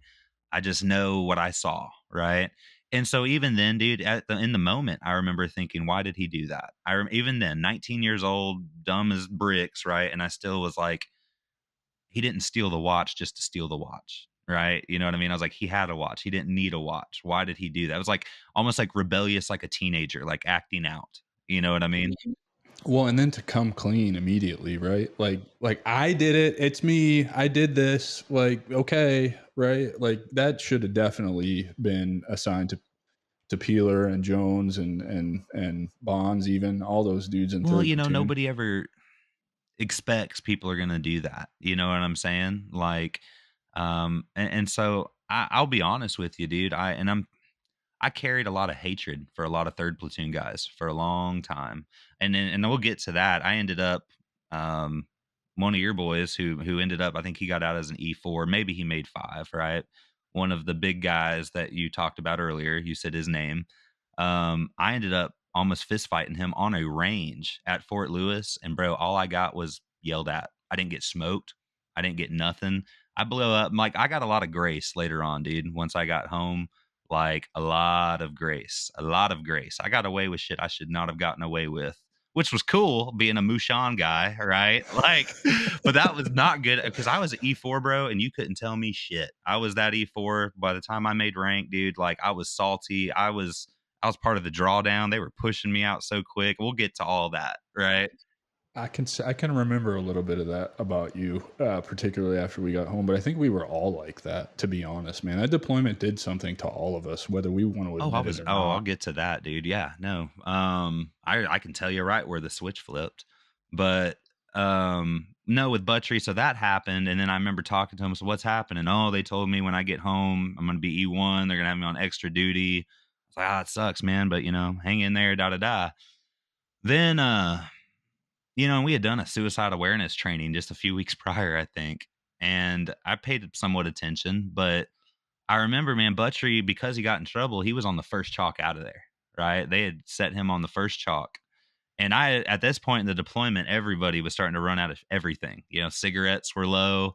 And so I remember it was at that point, dude, where we're like, fuck, everybody's out of cigarettes. And it was hard trying to bum smokes. Okay. And this will come into play in a second. But I remember I used to always ask Saunders, hey, Saunders, can I get some cigarettes? Nah, fuck you. He would never let me have his cigarettes. And I'm like, okay. Smart man. um, well, Saunders, and that's another him and Rowdy. They set me up so many times, bro. Like literally set me up. I remember one time, and this is graphic, but Row wiped his butt with my sleeping bag, and somehow I'm the one that got smoked for it. Like, it doesn't make any sense. I couldn't do right in Afghanistan. I could not win for losing. And so anyway, then he was part of that bunch, and so I didn't trust him, at all. Um, Fast forward, Buttree's leaving the next day, dude. He had, it was the next day. So now we're November 4th, okay, 2012. And I remember he said, "Hey, Boyd, I'm leaving tomorrow. Here's some cartons, man. Here's some cartons of smokes." Because I remember I said, "Why is he giving me all of this shit?" Right? I remember the red flag went up in my stomach. Like, why is he giving me all of his things? He gave me some gloves. He gave me like a lot of stuff. All right. And I said, like, "Whoa, why are you giving me all of this, man?" He goes, "Well, I'll be in Kandahar tomorrow, dude. I'll go to the boardwalk and get more cigarettes." I'm like, okay, that tracks, right? I'm like, okay, It does track because that's pretty common. You don't have a lot of room to carry a lot of shit, right? So you're pawning shit off to people who are replacing you. I thousands of dollars over 4 deployments of books that I just left behind for others because I didn't have room for it to take it, right? I would leave cigarettes because I'm going back to a main fob at that point. I can buy cigarettes over there anyway that are probably better than the shitty Miamis or whatever we were exact smoking. Senecas or whatever. Yeah. Yeah, there you But go. Yeah. no, man. So, I said, okay, whatever. And what bugs me, dude, is to this day I can't remember. Oh, now we're starting to get there. We're starting to get to the emotional part. I can't remember who asked who. But I want to say it was around midnight. And somehow Buttrey and I ended up going to the chow hall together. I don't know if I asked him. I think he might have said something to me, "Boyd, can we go get Pop Tarts?" And I said, "Sure, dude, let's go." And so I remember sitting with him in the chow hall by ourselves, drinking some Rippets or whatever. And he said something to me that haunts me to this day. He said, "Boyd, I don't want to die out here a virgin." And I said, "Butcher, you're going home tomorrow, dude. What are you talking about?" You know? And I remember even telling him, I said, "Bro, go home and lie, dude. Tell him you were a fucking war hero. Get laid." you know? I said, "You know what? Come on, we're going home, man. We're going home. I'm jealous of you. I've got 2 or 3 more weeks here. You're leaving tomorrow, man." And I didn't catch it. You know what I mean? I didn't catch it. That was one of those hindsight things. Was why did he? I remember it stood out as odd to me. I was like, why the fuck would he say that? And Peter's like, there was some morning. I think it crosses every infantryman's mind intrusively at one point where I woke up after being terribly abused, and I'd look at my saw and I'd say, "There's my ticket out." But I was like, I don't want that ticket. I want to go home. You know what I mean? Um, and so I didn't pay any mind to it because again, it's like it is what it is. And so we had that last supper, if you will, and I went back to the tent. Well, I get shaken awake 4 hours later by Brandon Saunders, and he's shaking me. And I was like, "Hey, fuck off," and "Hey, Boyd," laughing. "Hey, man, your friend just killed himself." I mean, just smiling and laughing. And I told him, I said, "Who, what, what?" And he goes, "Buttrey. Buttrey just blew his brains out." And I said, "Hey, man, that's not funny. You shouldn't joke about that." And I remember rolling over and he said, "Boyd, I'm not joking. Do you want to come smoke a cigarette with me?" And I was like, "Oh, fuck." Cause Saunders never offered to let me smoke with him. And I don't know why that him saying that made it real. My eyes kind of went wide. And I walked out of the tent and this was about 4:05, 4:10. I mean, this is as they're taking him off the tower. You know what I mean? And so I stepped out there and I see the cop awake, right? Lights on. And I see Ramos and all of them running him in, blood all over him, like I saw it all, from a distance. And somebody, I don't know if Saunders had walked over, somebody was like, "Hey, man, you want to go see him?" And I was like, "Fuck no, dude. I don't want to go see him." Like I don't even know what I was. I was raw. I was in shock. And then I remember, I think I sat out on the porch smoking, I think, until the medevac bird came, or left. And I never at any point went into the thing. And, you hear about secondhand trauma, very quickly, maybe even while we were there, I had people that were there describe to me in detail, what it looked like, what was happening. Um, and the gagging and stuff like that, dude. And just, I don't know, again, knowing that was my buddy, right? Or an acquaintance, I call him a friend. I only knew him for 4 months of my life, 3 months of my life. But man, that messed with me. And so I can remember the next morning, um, or that morning when sun came up, dude, everybody, that's when they 2 people to a tower, you know what I mean? It was this whole thing. I remember, dude, I was just 1,000-yard stare, man. And I remember Audie came up to me and he said, "Hey Boyd, is that the first friend that you've had that's died?" And I said, "Well, yeah." And without skipping a beat, he said, "Well, if the longer you stay in the infantry, the more that'll happen. Get used to it." All right. And he didn't mean it in a bad way at all, more of a matter of fact way, and I remember that was the moment in my head. I said, I don't want to stay in the infantry. I loved my time in the army up until November 5th, 2012. And even then, dude, I mean, I didn't like how I was getting treated by people, but that was the November 5th, 2012. I said, well, shit, I've got 2.5 more years on my contract and I just want this thing to be done. Right. Um, I remember I got stuck on a tower that day with Chow, but you know, Ignore one. I'll plead the fifth on that one. But yeah, man, I remember him trying to console me, dude. And I can remember wanting, and Chow, dude, Chow and Navarro were close, or Chow thought the world of Navarro, and that was very obvious. And so, he was trying to console me, and Boyd, I know how it feels. And I believed him. And I remember this was Peters. I remember wanting to cry and I couldn't. I remember that was the first, well, not, I don't know. That was the first time I really remember I need to cry. I need to cry, but I can't. Right. I was like, I just can't. Like, I want to cry and I just can't. I'm just fucking angry and I want to kill people. You know what I mean? Um, I get it, man, because you've just painted a bigger picture for me because my last memory of Buttery is him standing out there ready to go to guard, asking me for a cigarette and smoking a cigarette with the kid.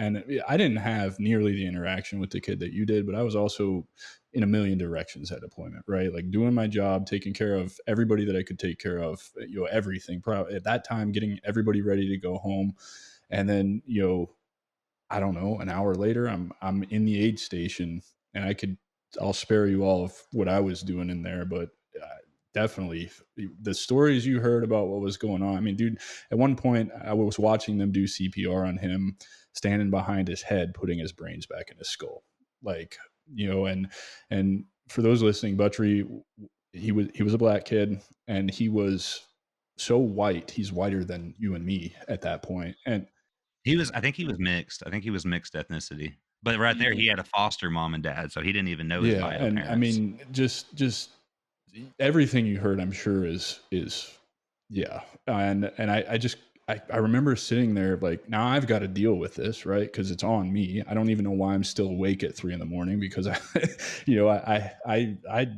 burning the candle at both ends at that point or whatever. But now I've got to take care of. Okay, fuck, man, we got battalion calling. This is a crime scene. Like, what's going on? We're taking the tower down and burning it because we can't put people back in the tower, with shit all over it. Well, And let me like, tell you more of God, my dude. perspective, right? Because again, I'm just a fucking kid who'd been in the army less than a year at this point, right?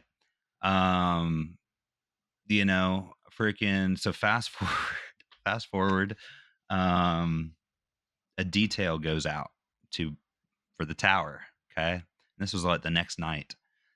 I go up to Z, and I don't blame him for this at all. But I go up to Z, I go to parade arrest, and this is the only time, Peters. I said, Sergeant, I said, please put somebody else on this detail. I said, dude, they stuck me on KP. That's another thing. I did KP every time First Platoon had KP. I was on it. So much so that Shaw was hooking me up. I almost got in trouble for that. They thought I was stealing from the chow hall. Shaw told me, I feel bad for you. You were getting hazed. Here, man, at least I can make it worth your time, right? And he would hook me up and give me soda cases. I mean, he was so nice to me, man. And I got in trouble. They thought I was trying to steal it, and I had to tell him. I said, "No, Shaw gave me this," and they said, "Why?" And I said, "Because he feels bad that you all put me on KP every single day." And they were like, "Oh, you know." But no, man. So, oh shit, where was I even going with that one? The tower detail. So I go to parade rest and I said, Sergeant Z, I said, I can do KP the rest of the time. I said, please, I've never asked to not do something. I said, please, I'm one of the only people on this cop that was friends with this kid. Can you please put somebody else on this detail? He sat there, man, and he smoked the dog shit out of me for 15, 20 minutes. You don't ever tell a sergeant you're not going to do something, this and that, and smoked the shit out of me. And I'm thinking in my head, okay, at least this is my I'm paying for not going. And then it gets done and he goes, now get your ass to that fucking detail. And I said, Roger that. And so by the time I get over there, most of it was already done. There was still a couple sandbags that had some bio on them. Um, but that was it, man. It was, I'm sitting over there sifting sandbags, just fuck my life. You know what I mean? Like, fuck my life. I don't have another word for it. Like my brain, part of my brain, dude, is still in Mushan, you know, and truly. And it sounds a little dramatic, but like part of me died there, dude. Like an innocent part of me died there. Ooh, sniper kitty, and that's the one. Part of me died there, dude. I hate cats, Peters. I fucking hate cats. Okay, I hate cats, and yet that cat was like one of the only bright joys I had at that cop. All the bullshit I was dealing with, man. I'd have hard missions. I'd pick that stupid cat up. I would feed him the tuna MREs. I would pet him. I loved that cat. And then I remember when all that went down, I said, well, fuck my life. I can't have anything good here. I was like, there's no happiness, no joy, no innocence, no anything, just fucking hatred and death and killing. Right. I want you to know, man, it's not a dramatic thing or whatever because a large part of me died there as well. For those listening, like Mushan changed 100 dudes' lives in a not so great way. I mean, there's no wonder that we all struggle with the things that we struggle with. When we transition out, which we're moving into your transition, because you didn't have much of a career after Afghanistan. So Buttrey's fresh in your mind, and then Cantu's a year and a half later, right as you're getting out, right? So you're carrying that into your transition. So, you've got this innocent part of you that is completely dead at this point, right? Like, and you don't understand it because you're what, 20 maybe? You're 19 years old. And similar story for me with my first deployment, I was 18 and I wouldn't turn 19 until I got home.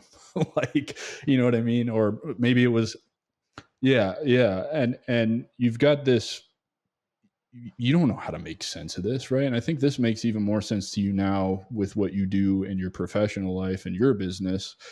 You know, 19-year-old kid's brain is not even all the way fully formed. You're not self-aware at that point. You are very malleable into whatever the army wants you to be and the attitude and personality they want you to have and the mission. And now you're dealing with this, somebody, this is your first experience with like a serious loss, I would assume, right? Like, barring parents or whatever, cousins, uncles, growing up, like, I had a great grandma that passed when I was 15. Other than that, and even that was sad, but no death, no well, in personal particularly experience. violent death by one's own hand. That's a whole nother monster, right? Like dealing like with that. Cause I remember thinking to myself, and I'll be very upfront and honest and open and vulnerable about this. I, for a long time, had zero empathy for Buttrey because I looked at suicide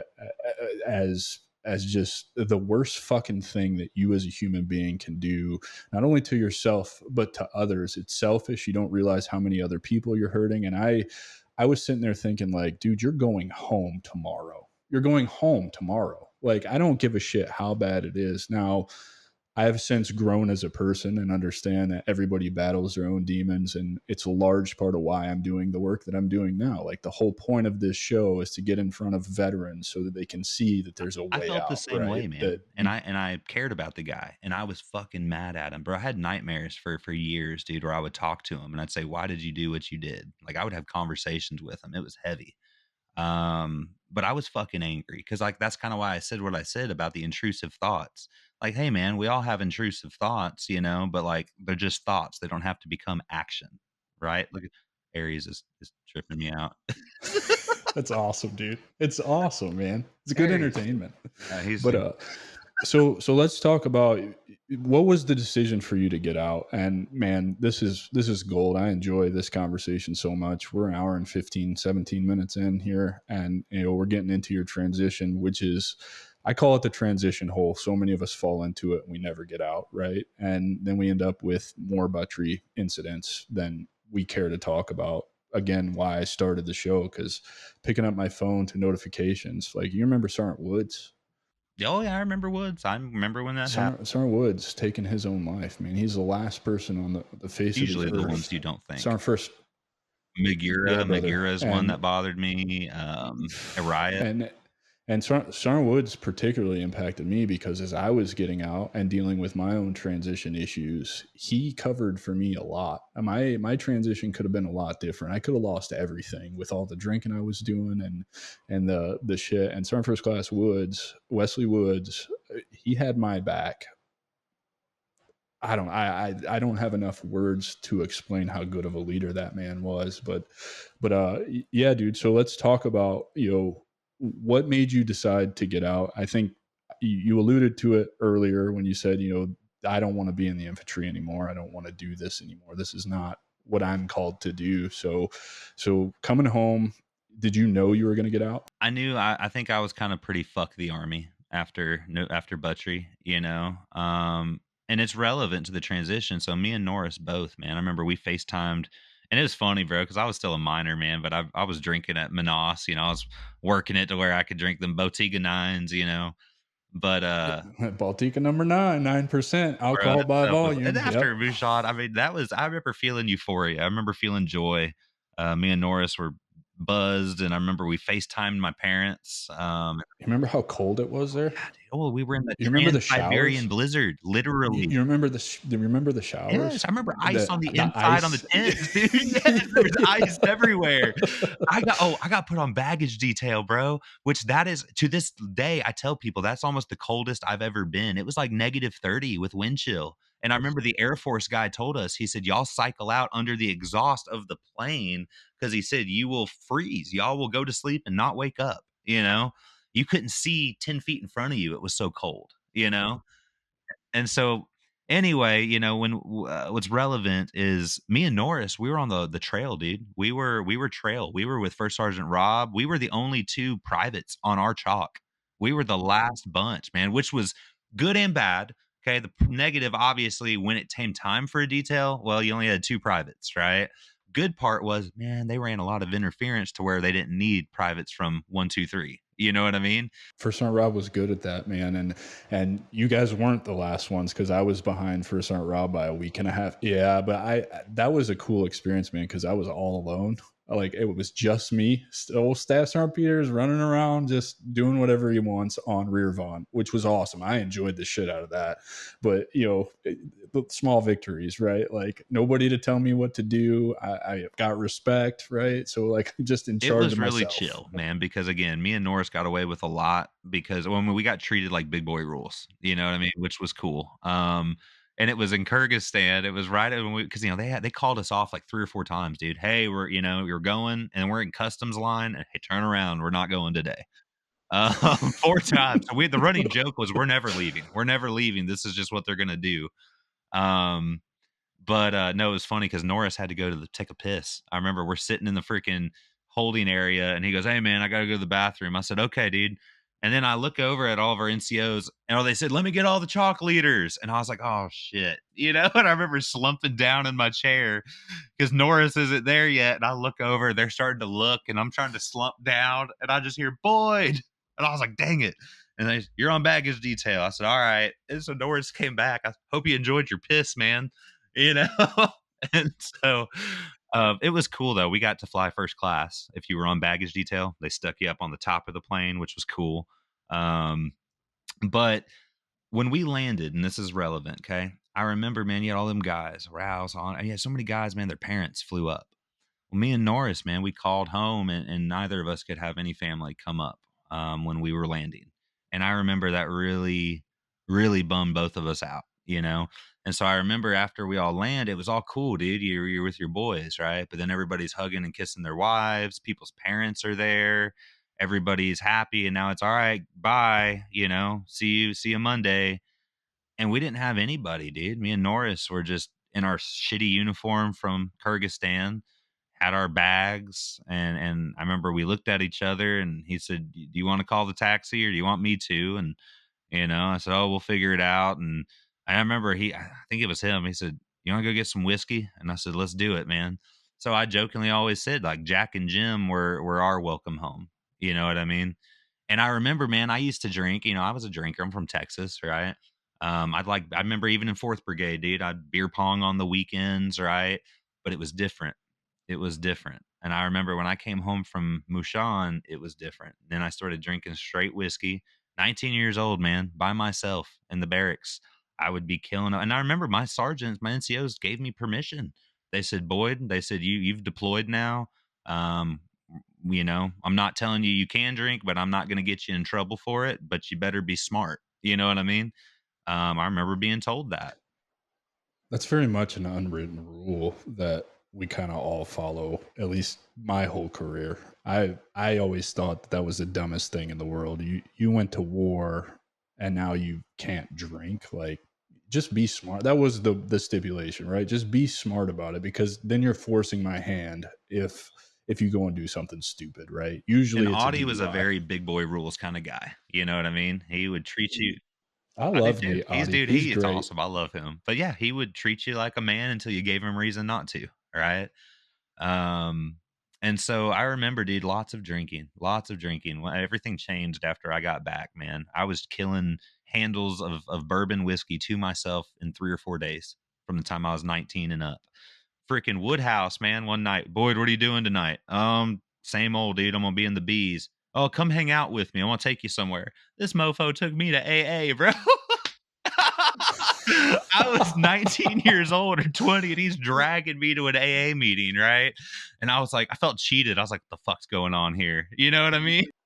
You thought you were going to party and he's dragging you to AA. You're like, yeah, this is definitely not going to Literally, dude. stick. I was like, what's happening? Um, bro, and substance, and we could make a whole podcast on that, dude. I was real messed up my last 2 years in the army. I ended up somebody narked on me, dude, and I got called into CID, but an NCO hooked me up and said, Boyd, you need to go to ASAP today before CID pulls you in tomorrow. You know what I mean? Um, Guy that I consider like a father figure, who was my squad leader for 2 years.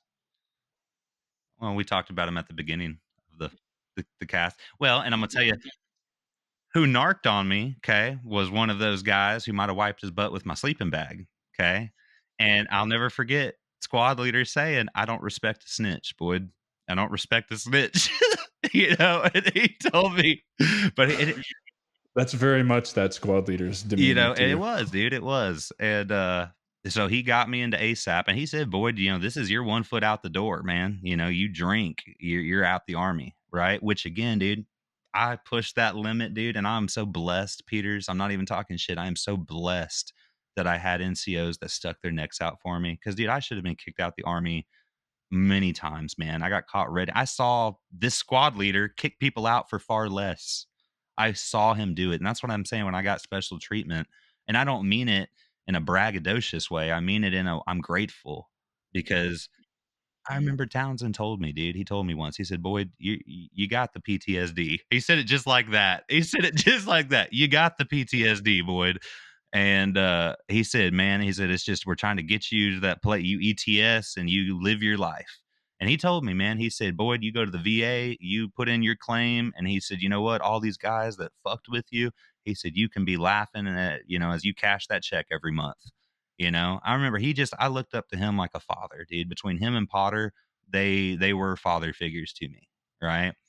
Oh, Potter, dude. Me and Norris got in a scrap once in the barracks. That's what I was talking about. And Potter made us go sweep rocks in the parking lot. You know what I mean? But they gave me and Norris we always had high risk soldier counselings. And I remember we asked why, and they said, well, stuff from the deployment, and we know what y'all are about. And I said, oh, okay. Me and Norris were exceptional field soldiers. Okay. We were the shittiest garrison soldiers, but dude, anytime Norris was 1-1, I was 1-4. You know what I mean? Like, LTs in 1-1. You had, we were the guys, dude. And it was Boyd and Norris, man. We got shit done, right? Play hard, work harder, or work hard, play harder, right? But yeah, man. So moving towards the transition, had a lot of people looking out for me. Like I said, I got into it with a few people from the deployment, and I got slaps on the wrist for so much stuff. But I never got UCMJ, the entire time I was in. Norris had him a company grade at one point. I never did. And yet I lost my good conduct medal. I'm going to tell you why. Okay. Towards the end of the time I got out in May of 15, bro, I was one of maybe 10 soldiers in ACO that had deployed to Mushan. Literally You May of got out when? 15. Okay, so you got out what 6 months before I did because I got out in November. But I was also gone from the company. They exiled me to range control, and really it was kind of nice because what was the first sergeant that replaced Rob? I Well, can't there's a remember couple. Are his you talking name. about The Charles Islander Pittman, guy. though? Yes, that man. I owe that man a lot because he was like, here's the deal, dude. Like, your med board's taking extremely a long time. And come to find out, it's because they kept losing my orders in digital land. Like, they were switching the systems over in the med board, whatever. He's like, I got to send you to range control. And then he had to bring me back from range control because my med board was taking so long. And when that happened, he was like, the only spot I can put you is back in the training room with an E5 in charge of you. He's like, I'm not going to do that. He's like, I have no reason to believe you're going to do Hubbard would have been anything. your boss. Yeah. So yeah, that's definitely not going to happen after I led him Right. in a Right. platoon, right? So, so, so he was like, "Can you be here every Monday morning for formation, and you just go do whatever you want the rest of the week? If I call you, you come in." I was like, "Yeah, I think I Bro, can Pittman handle that." Pittman hooked me up, And dude. I answered to Pittman my last 3 months in the Army. He told me, "Boyd, here's my cell phone number. You answer to me now." And I was like, "Roger yeah, that." yeah, I think he was just as done as we were though, too, because he was on his way He out told I as don't care, I'll well. say this. He told me, he said, "Boyd, you know what, ASAP, I would Boyd, when I get out the Army, I'm probably gonna smoke weed, but we're in the Army right now." He told me that. He said, "But we're in the Army. Yeah, We yeah, can't smoke weed in the yeah, Army." I was like, yeah. "Roger that, First Sergeant." You know? But he was a good guy. I've always wanted to find him, but no, man, so what happened was, basically, because I got fat, dude. I got stuck on gate guard for a month, right, at Fort Lewis, and I got fat, dude. I got real fat, and I got married around the same time to somebody I had. Well, that's what drinking does to you. For those of you who don't know, the amount of alcohol that we were consuming, and I was consuming just as much at the same period of time that you were doing. I was 2 gallons of Seagram 7 a week, not including what I was drinking at the bar, right? That's and Seagram 7 just because it was cheap and I like 7 and 7s, right? So when you're drinking 2 gallons a week at $30 a fucking half gallon, it gets expensive real quick on top of what you're spending at the bar. But I was getting fat too. And I had already had two shoulder surgeries, which was putting me out, right? So of course, you remember walking around for an entire year in a sling. You didn't see me out of a sling for a year because it was so bad, and I was getting fat because I was drinking just as much too. It had nothing to do with eating. It was the amount of alcohol we were pouring down our Around that throats. time, because I remember I had just made E4 a few months prior, right? After everybody got back from NTC, because that was that Op 4 rotation, um, we had Sergeant First Class M, who had freshly been promoted to E7, right? And then Lieutenant Rambo. Okay. And here's my thing. They hated my guts, dude. And I don't have very, very kind things to say about those two either. Right. I watched them rip my platoon apart. Right. They were looking for reasons to kick people out. And if you're looking for reasons, you're going to find them anytime, any day. Again, I'm thinking, where are all my old leaders? Zizweda, where were the tough guys that they'll smoke the dog shit out of you, but then they're going to mentor you. Then they're gonna explain to you. They care about you. You know what I mean? They're hard on you because they care about you, right? It wasn't the same with those guys, and I never would have wanted to go to war with them, right? And so Townsend, I don't know, do you remember what happened with him? One of the last thing he did was he put me in a team leader slot. That was one of the last things he did. And he said, "Boyd," and it meant a lot to me coming from him because he treated me like a stress ball at times. And he even told me, he said, "Boyd, I want to say something. I've used you like a stress ball." And I said, "I know you have."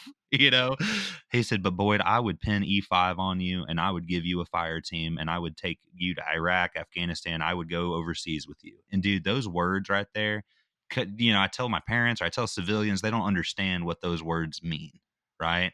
Coming from this warfighter, this man who had been a staff sergeant since I was in a sixth grade desk, to tell me that he would pin sergeant on me and give me a fire team. There is no higher honor coming from an infantry squad leader. You know what I mean?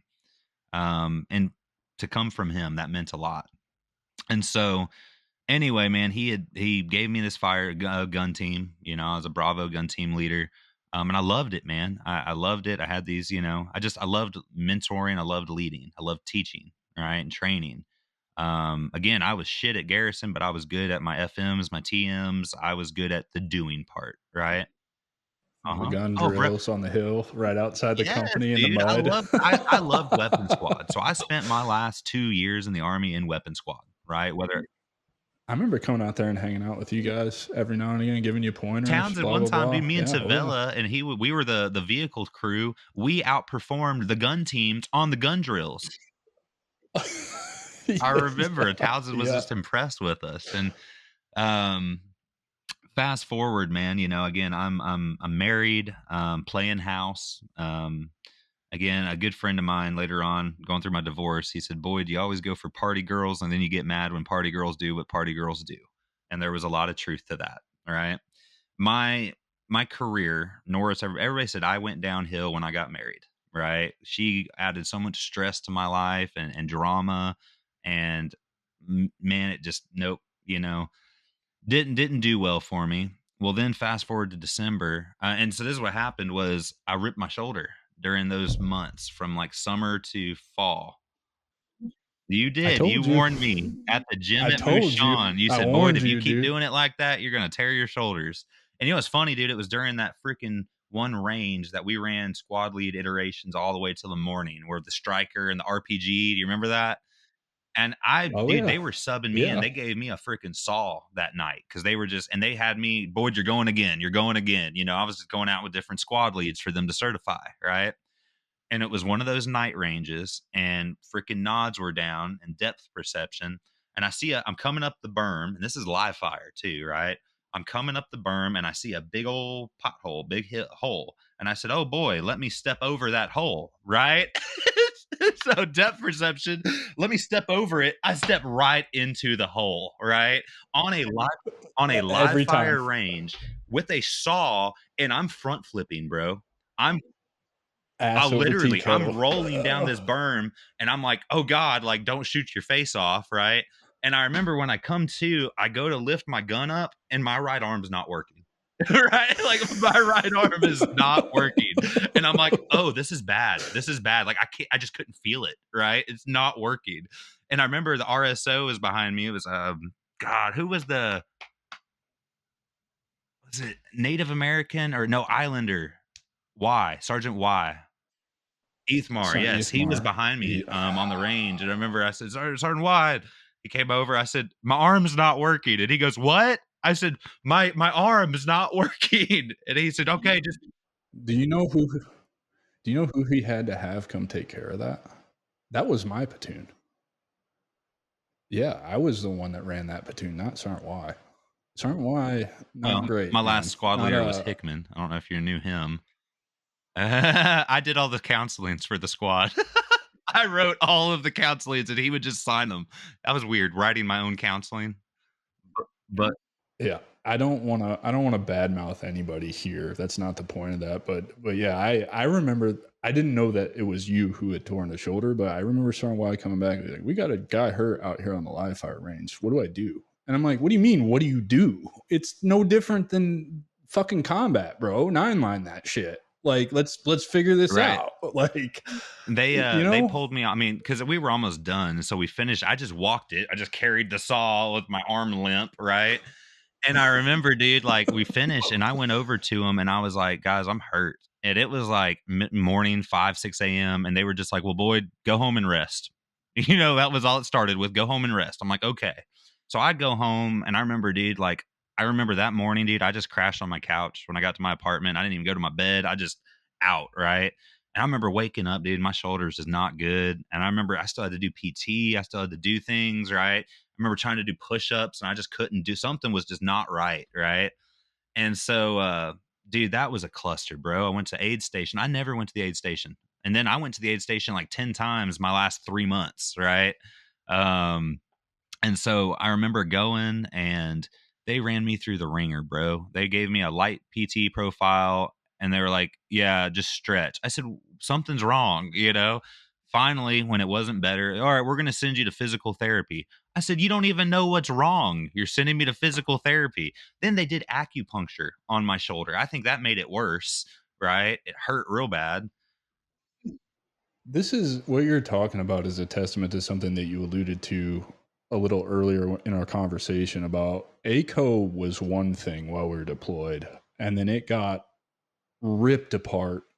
That whole battalion got ripped apart after we got back, and the turnover, it literally, and I don't say this like as a point of ego or whatever, but it was well known on all of JBLM that ACO 123 during before, during, and just shortly after the Afghanistan deployment, we were the unit. We were the standard for the Army, basically. That unit was shit high. It's the best unit I One of was the ever a part highest, of most in decorated my. regular infantry units on Fort Lewis. And then it gets shredded, and you're dealing with stuff like this because I tore my shoulder. Who even knows when I tore it? But it finally went after we got home, and I walked right into the aid station, which I never did ever. You know, right? I just sucked it up, drive on, and Captain Barker was still in charge of the aid station. What an awesome dude that guy was! Interesting man. But I walked in there and I was like, "Hey, sir, I got a problem." And he just looked at my shoulder and he's like, I think I know what it is. He's like, do me a favor, stand at parade rest. I was like, can't do that. He's like, you can't put your left arm behind your back, can you? I said, no. He said, fuck. And he sent me straight to the hospital, and I had an MRI that afternoon. And that's the kind of leadership we had shortly after the deployment. But it sounds like it had already turned over by the time you're Yeah. going No, through it it. was because I was at the end. This was fall of 14, right? Fall of 14, going into winter of 14, 15. They gave me the ringer finally, dude. I went on Christmas leave. Okay. And they told me, well, Boyd, if it's not better after Christmas, we'll cross that bridge. Christmas leave, found out my ex-wife was cheating on me, right? And so I remember, dude, I couldn't sleep, bro. That was when everything, I was already crumbling, you know. I know this is a thing in Yakima, October. I got my smoking privileges taken away from me, because, and I'll be honest, dude, I was going hard on a kid. But I remember, dude, one time when I was a private, I kicked my helmet in anger, and I remember my NCO grabbed me by my vest. I mean, you know what I mean? I had the old school, and now we're in this new school soft army, right? And I remember all the sergeants came to the E4s, make them right or we're going to make y'all right. So we went out there handling business, right? And these privates, bro, they had an attitude. I remember like fall of 14, I was like, my God, I never would have had this attitude. I mean, when I came out of basic, your squad leader was demigod, right? Well, and I want to paint a picture here. So, what you're talking about, I had buddies on the trail that I had served with in previous deployments, and I was calling them like, "What the fuck are you sending us right now?" Because we had dudes in ACO that were being sent to us who could not pass push-ups. You have to do 42 in 2 minutes. If you can't do 42 in 2 minutes, I'm 40 years old, have two bad shoulders, right? Need one replaced. Just had a back surgery, and I can crank out 42 push-ups in about 30 seconds right now, right? Like there's no reason. And I'm calling my buddies on the trail like, hey, what the fuck are you sending us? And he's like, look, dude, the Army says it's the unit's responsibility. And I was like, these people shouldn't be in the Army. Like, so that's what we were dealing with. But let's talk about you're out now. And did you go through the med board with the shoulder, or did you have to get your ratings after you I got got out? screwed. Okay. I came through. Hey, you're frozen, by the way, on my end. Uh I'm not froze. You're good. Everything seems to be good. So we'll just keep rolling with it. And if we if we have to do a part two, we'll It's do all a part good. two. Fuck it. So I got screwed, man, because, well, and that's my whole point. It all culminated at the very end, with the mental health. I went to behavioral health the first day back from Christmas leave. I hadn't slept in 4 or 5 days, right? And that was kind of the infidelity going on, right? I just lost my marbles. I remember telling somebody, I said, Boyd's gone, you know, clocked out. You Checked know? out. See ya. Um, and it was at that point because I knew, I was like, man, you go to behavioral health, you ain't gonna be an infantryman anymore, right? And I just was like, I'm gonna die if I don't, right? And so I knew I needed to go. I was dealing with the shoulder stuff. Then I ended up getting an abscess on my neck that had to be surgically removed. So Peters, I went from never going to sick call to having three profiles. Okay. I had a no shave profile as a white man.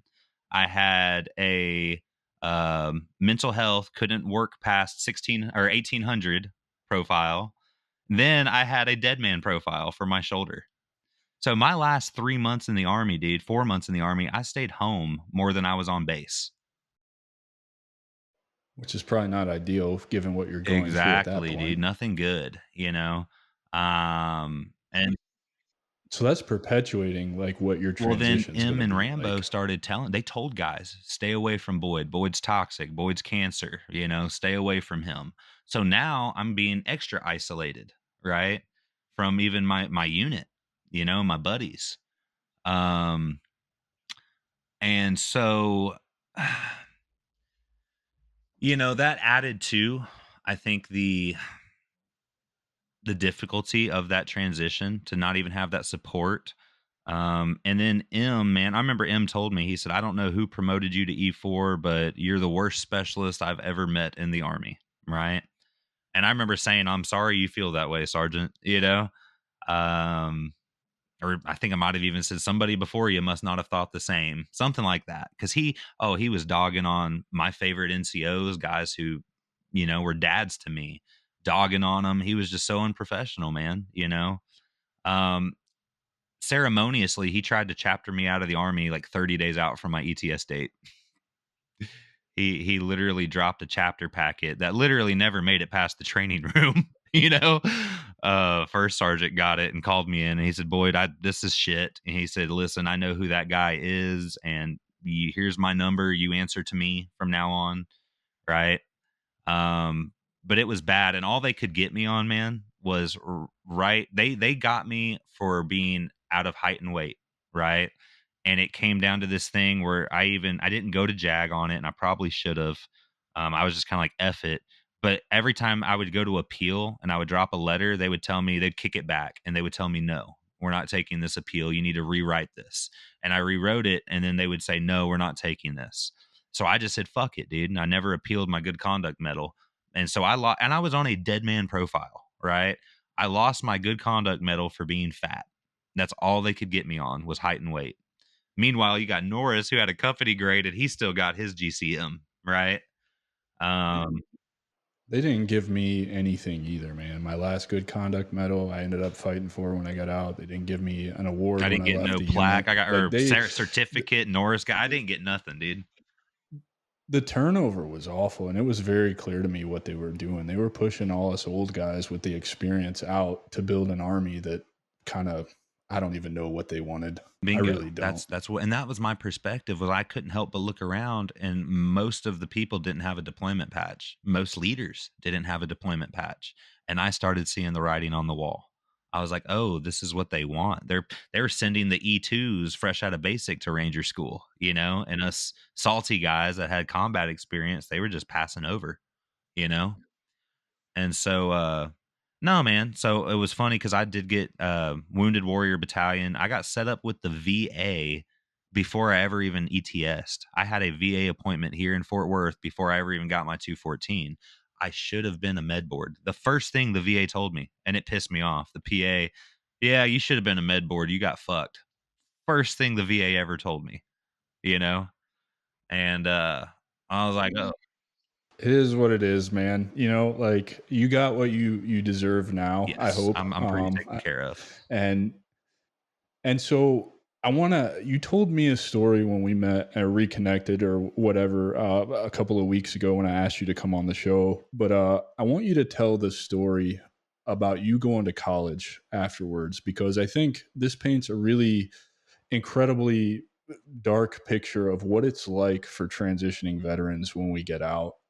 Regardless of where you served or what you did, I think this is a lot more common than people let on to, and it's really kind of inspired a lot of what you do in your professional life right now, if I'm not mistaken, right? So talk about when you decided to go to college. You're out, and this is really the big wake up call for you in your transition, which really started you on your healing path and all the work that you're doing now. And I think this is going to serve as a really good example for other veterans who come across this show that you're not alone in this, and that you can come out of this transition hole on the other side and live a life that is joyful, fulfilling, and really in line with your core values and beliefs and what you want to be doing with your life. So floor is yours, man. This is an incredible story. It makes me angry and sad and happy and all of that at the same time. Well, it was weird, man. The example I used to people when I got out, it felt like, and I did a road trip. Me and my ex-wife, we drove because we didn't get divorced till 6 months after I got out. We drove from Seattle down to Texas, right? And I was smoking weed the whole way down. Ended up getting pulled over by Arizona State Patrol at a speed trap right as I crossed over the border. Um, and funny, he gave me a warning, man. They didn't search my car. I think he knew. I told him, "Hey, I just got out of the army, man. I'm going back to Texas." Right. And okay. And my whole point, dude, is I was stuck in vacation mode.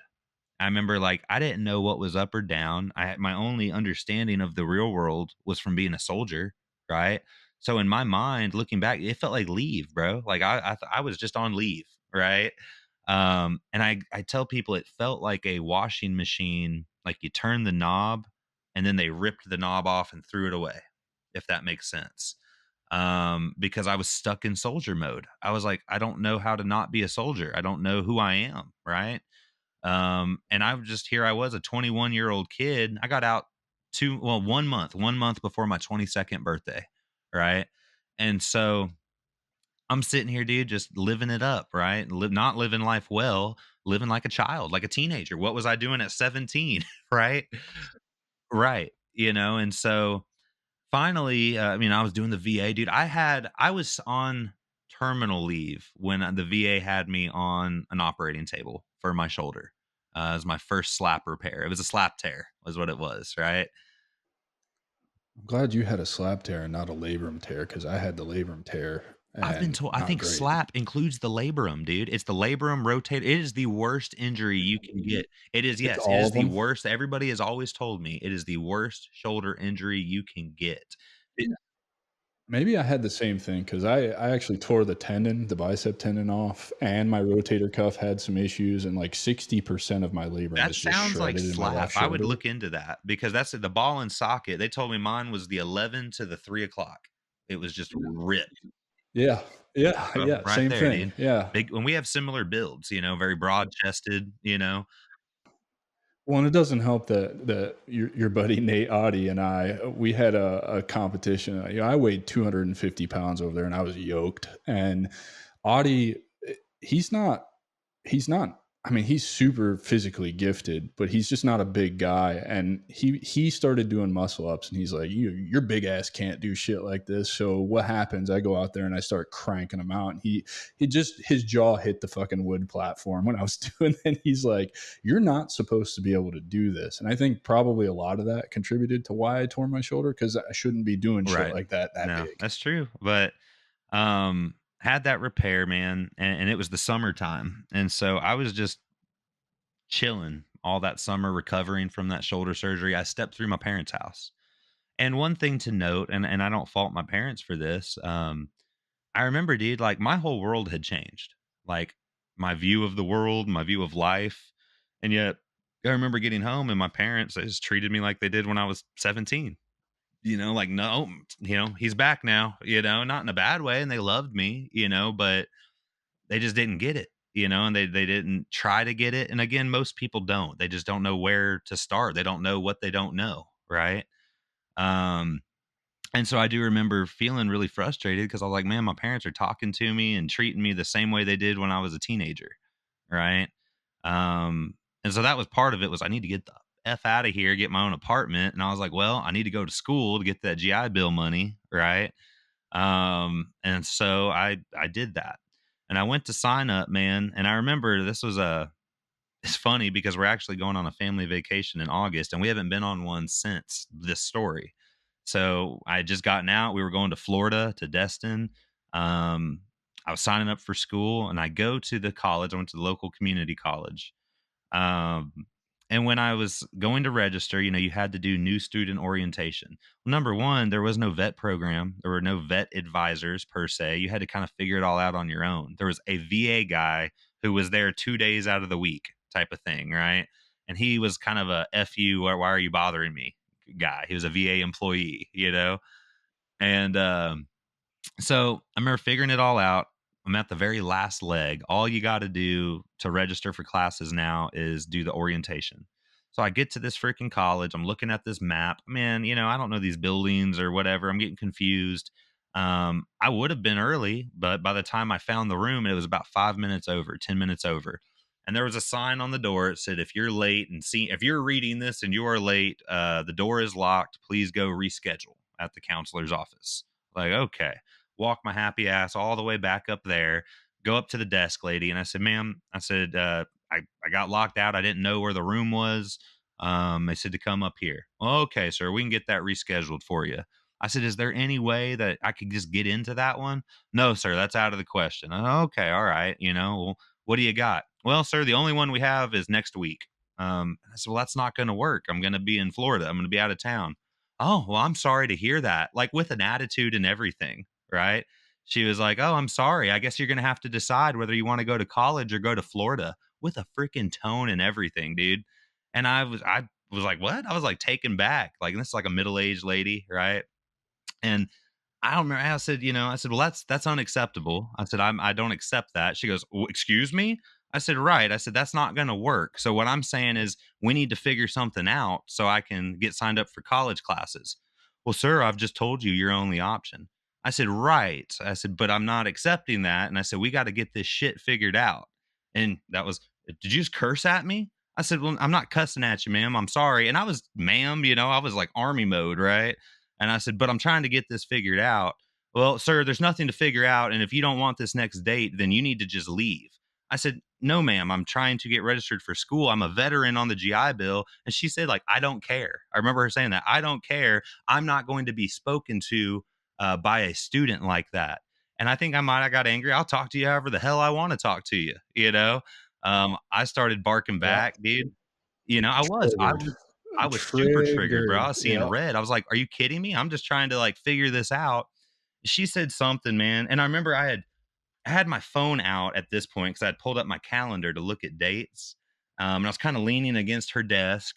Well, then she said something. She goes, well, sir, you're being combative at this. She starts gaslighting me. You're being combative at this point, sir, and you need to leave. I said, ma'am, can I speak to your boss? No, sir, no, sir. And I said, well, look, I'm not fucking leaving. And she smiled, man. She smiled. She goes, that's okay. And she stands up in those little police call boxes. She went and hit the button, and the lights going off, right? And campus police. Yes, sir. I have a violent student up here right now, and I need police response right away. And I said, Violet. I remember I was like, Violet. And so I'm sitting there, and then she's blowing this thing up, dude, blowing this out of proportion. She goes into the little back office, and now a gentleman standing in the doorway. I hadn't moved from my spot. I was still exactly where I was, bro, standing against the desk. And this gentleman standing in the doorway like I'm some like violent guy, right? And I'm like, what in the shit, dude? And as I'm sitting there, I remember now my hands are shaking. I'm so anxious. I'm like having a panic attack. And my phone falls. It just flips out like that onto her desk. And she goes, he's throwing things. He's throwing things. Just completely just gaslighting me, right? And I remember I turned around. I'm getting into fight. I was in fight or flight at this point, right?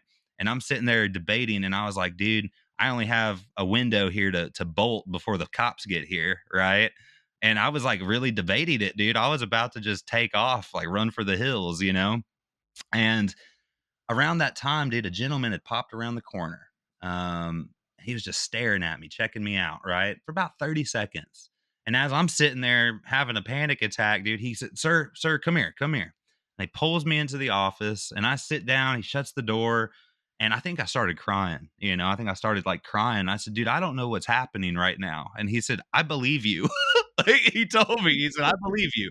I said, I am so confused, man. I'm just sitting here trying to get registered for school, and she's sitting here talking so rude to me and was like being just completely dismissive and not helping. And I told him a little bit. I said, I just got out of the army 2 months ago. And he was like, look, man, I'm going to get you down there to that orientation. We'll get this taken care of. And I said, thank you. And so we started, him and I, he told me I'm the assistant dean of the campus or assistant dean of admissions, right? I said, okay. So we start to walk down the stairs. There was a L-shaped or whatever little stairwell. As we're walking down, here comes freaking 15 campus cops, maybe 10, dude, but a bunch, a whole squad of cops with their hands on their belt running upstairs, right? And I'm like, oh boy. And so I whisper, I said, hey, should we stop and tell him it's all good? And he said, no, sir. No, sir. Let me get you down to the room. He said, let's not talk to them right now. I said, oh, okay. Right.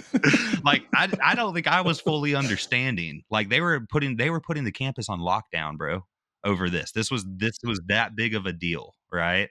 Um, they She didn't even just well, they took didn't it even know that way he too had told me fucking in the far. office, and so she was saying there's a violent, person on campus. They were about to put the campus on lockdown, like, full blown, right?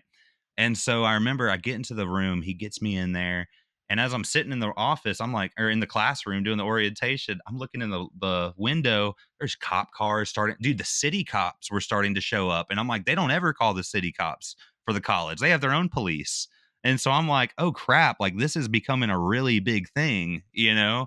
And I'm thinking, "Dude, they're gonna come in this door. They're gonna come in here and grab me," you know? Um Finally, it chills out. 4 hours later, as we're leaving the classroom, that gentleman's parked by the front door on his laptop, just doing work. And he said, "Hey, have a seat." And I sat with him, and there's Aries again. Aries, come on, stop playing dead.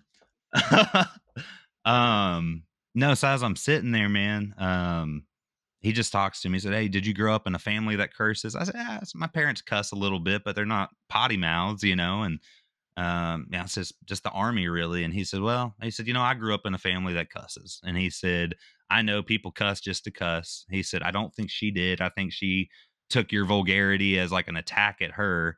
And I said, well, I said, maybe I said, and he told me, he said, she always has complaints. He said, and actually, just so you know, she went home today and said she felt like her life was threatened and she was traumatized. So she went home early. And I was like, wow, okay. Um, and so, it is what it is, and he just told me, he said, "Man, I don't think you did anything heinous." He said, "But just think about that." And he even told me, he said, "Those police officers wanted to come down here and they kept telling me, oh, we just want to talk to him. We just want to talk to him." And he said, "You and I both know how that would have ended." Right. And I was like, dude, I really appreciate that, man. And so I started going to school. That got me in the door. He got me enrolled. But what a first experience. Okay.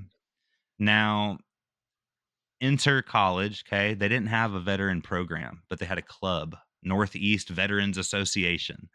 And all these jokers would do, man, is smoke weed till the sun came up, drink like we were still in the barracks, right?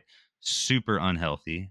Um, I attached And you were participating in this? Of course.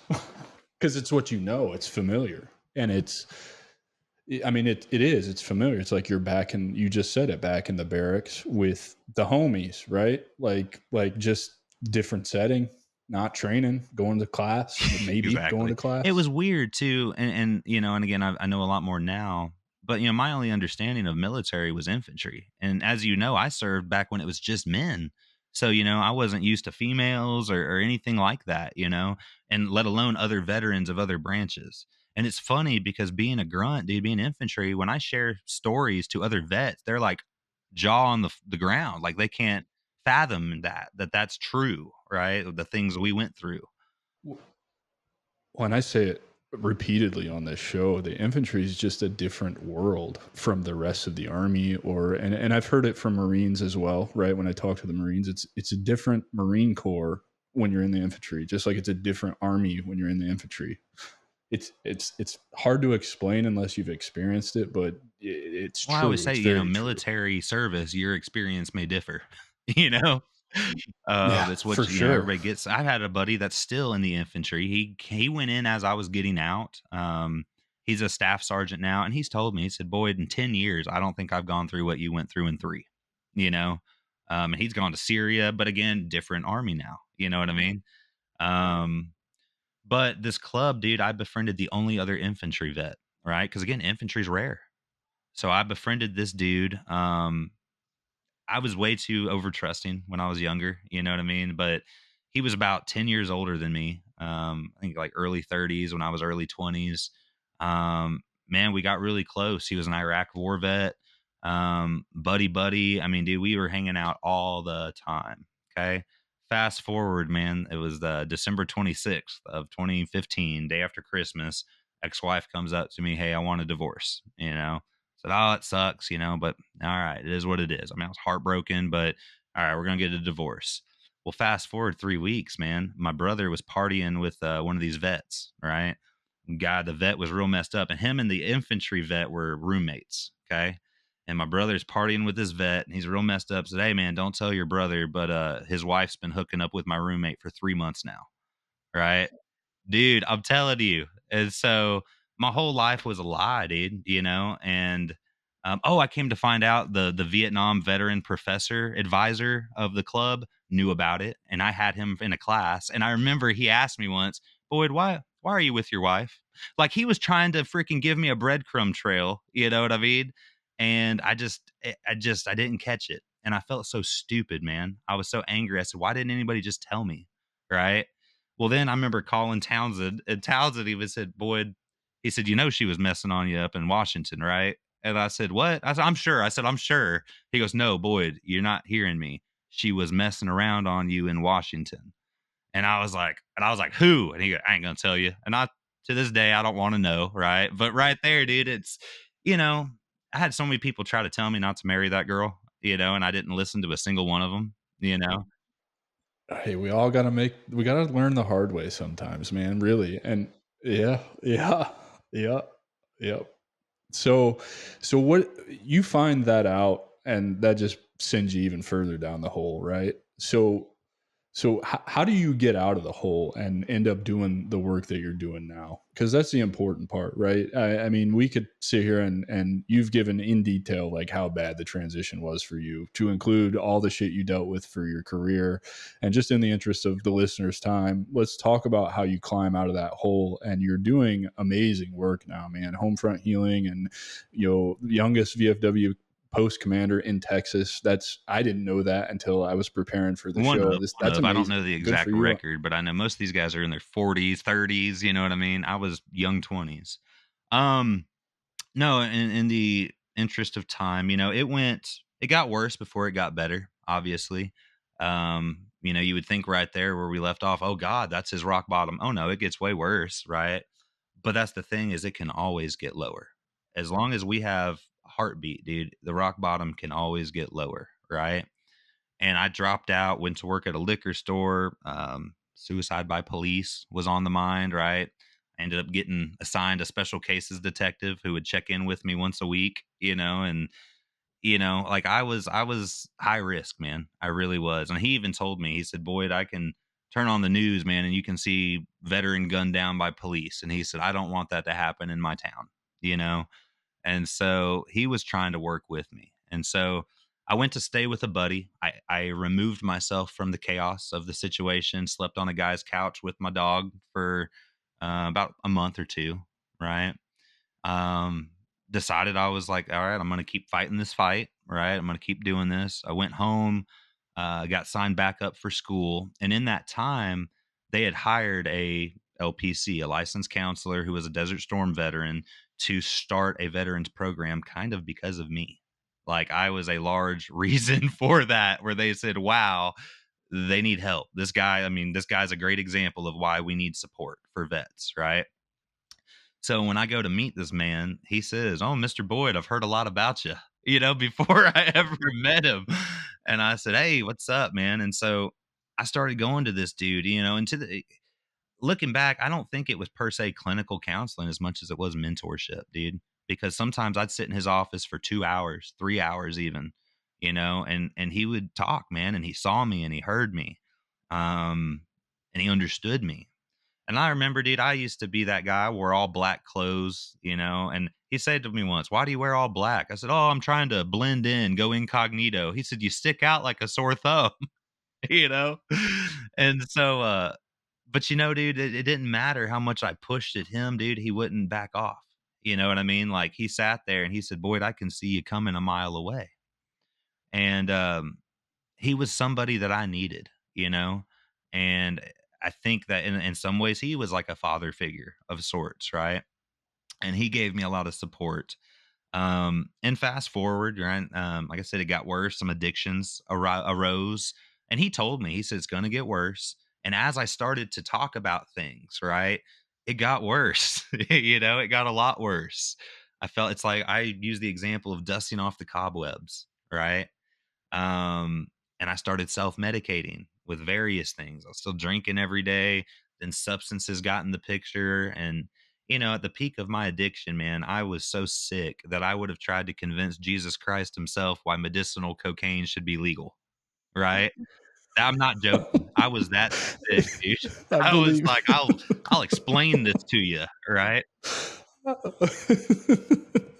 I'm sorry, brother. It's like that sick sense of humor and the infantryman in me coming out because I've been as low as you have, right? Just not substance. Alcohol was the only substance I ever messed with, but I've had buddies who would do the same thing, convince you why medicinal cocaine Addiction's a is hell of a thing, right. dude. It Like really is. it Um, is. It's crazy, especially like when you get educated about what addiction really is and learn how to help people through that. Right. I'm finishing up my Being True to You course, where it's psychedelic integration and addiction recovery coaching. Fascinating stuff. I never really looked at addiction super hard until I started taking that course and started learning about it. And it's like, man, you can be addicted to anything. It's not substances. Sugar was Dopamine, my bro, it all biggest ties addiction. into our reward receptors in our brains.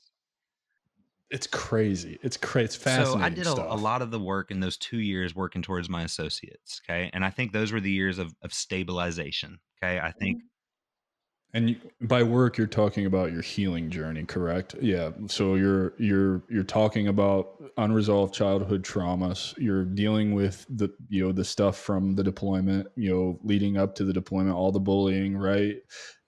Being vulnerable, I assume, with this Desert Storm guy, this mentor of yours. And to me, it sounds like he is just the epitome of what a leader and a mentor is, right? Sees somebody in need, understands that he has the capacity to help them, but meets you where you're at and kind of coaches you through the absolutely. that whole And I was gonna say I had process, gone at right? this point to 2 VA therapists. They were shit, dude. They were shit. There was one redneck Arkansas National Guard guy who he would try his best, man, but he just, I was only a nasty girl, but da da da. It just wasn't good therapy. It wasn't good counseling, right? And this Desert Storm guy, again, he had that life wisdom, right? And he just had the gift, is what I would call it, right? Um, and like I said, he spent, man, just countless hours with me out of just the, kindness of his heart, really. Um, and he, along the way, he got me linked up with 12-step groups. He knew a lot of veterans that are in recovery, right? Vietnam vets, killed a lot of people. I mean, he knew some real guys, man, that walked this world of recovery and mental health. So he got me hooked up with some folks. And I remember as I was approaching graduation, I said, I think I know what I want to do. I want to do what you do and help people and be of service and be a therapist. And he told me, he said, don't be a licensed counselor. He said, go the social worker route. And I said, why? And he said, well, you can do what I do and then some. You get your more versed, medical, a lot of things. Right. And I said, okay. So I signed up for the School of Social Work at the University of Texas at Arlington, which, by the way, they're a yellow ribbon school. Fantastic vet program there. I mean, they are just phenomenal. They have a whole building dedicated to their veteran program. It is, man, and they had the staff for it. They just solid. They're one of the top 5 military schools in the country. Um, and so going to the School of Social Work, I jokingly say I was learning about myself. I was like, "Oh, they're talking about me in these lectures," as I'm taking notes. But you start to learn why we are the way we are. And that's the difference between being a licensed counselor and a social worker, in my opinion. I've worked with a shit ton of both. Counselors, man, they're very solution focused. Oh, hey, we're not going to go there. We're not going to, let's do some deep breathing. Let's do some coping skills.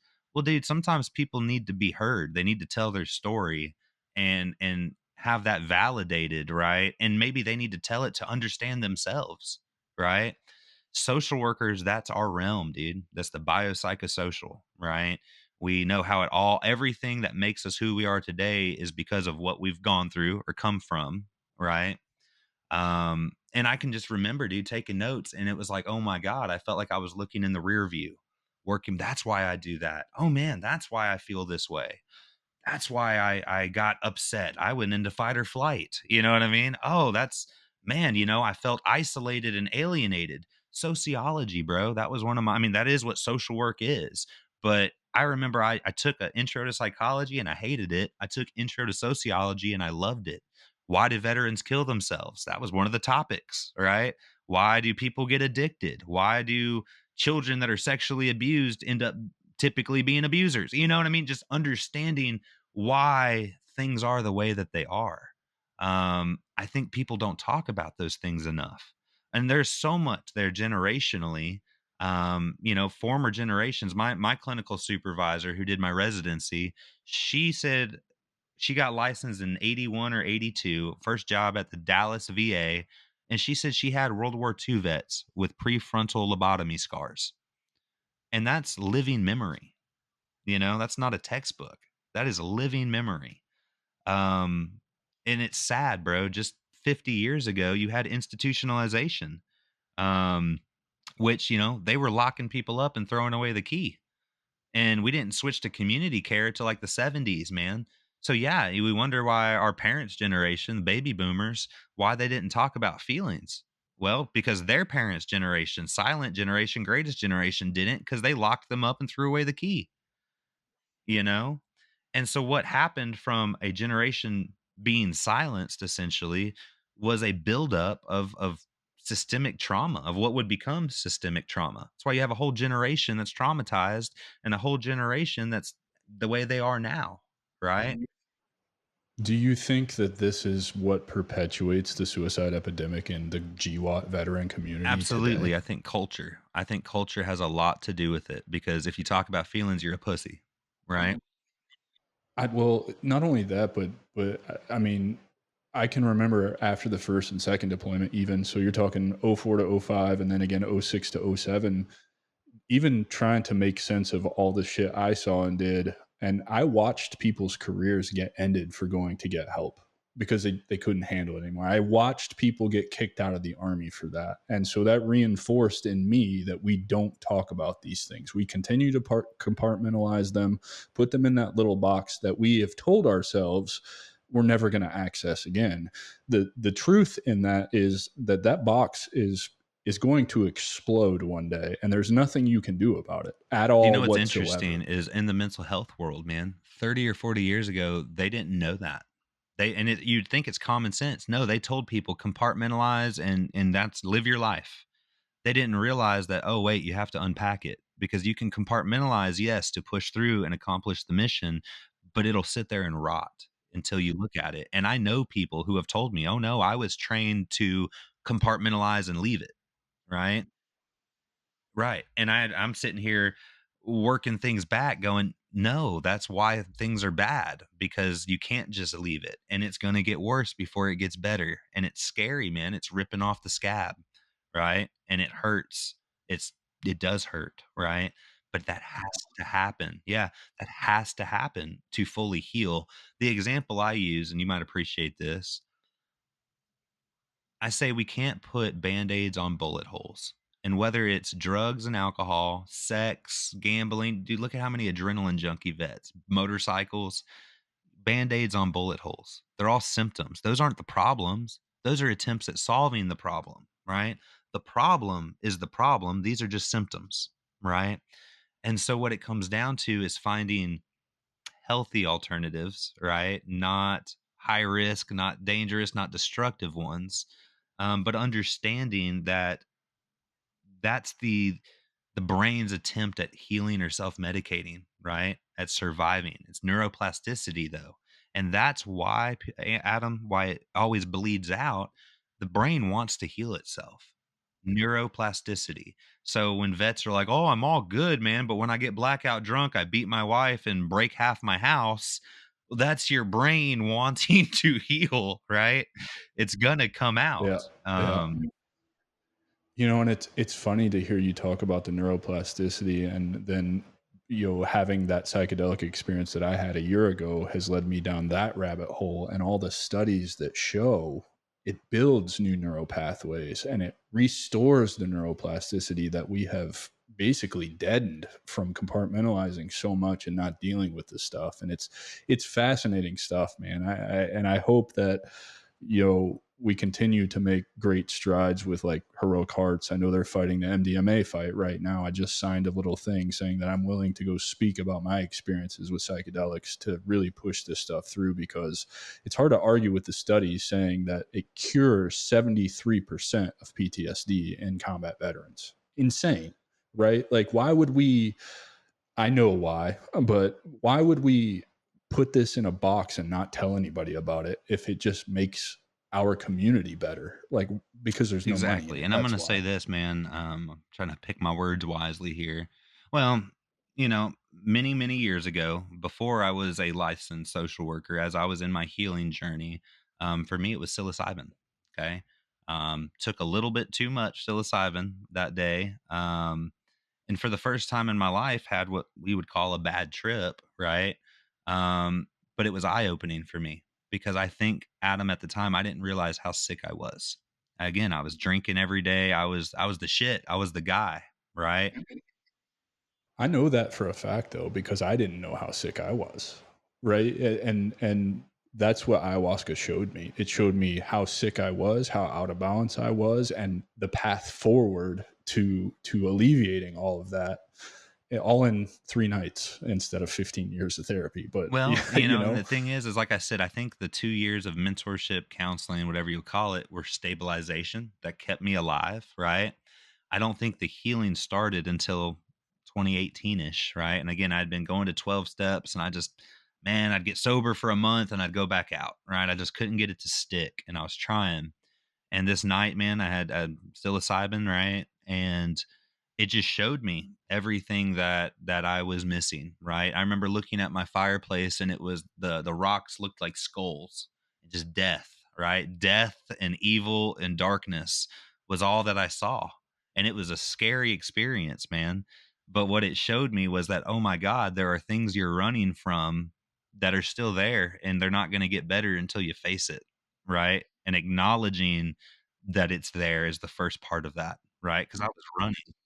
Well, I want to point something out before you had your psilocybin experience, and this is a little woo woo for those that are listening, but I'm a woo woo guy now because I believe in magic and all this shit, right? But before you took psilocybin, doing the 12 steps, the mentorship, the self healing, that is the medicine calling you. And that's the integration work that's not often talked about that has to happen with psychedelics. And it's also, I'm sure you did a lot more work through the social work classes, learning about yourself after your psilocybin experience, which also serves as integration work. It's why I've been able in the last year to start a business, start a community that these two things are going to birth other businesses. I've got other things going on. I've lost almost 100 pounds. I've completely changed my life. I speak with a soft tongue. I consider other people's perspectives. I meet them where they're at. I understand they're on their own journey.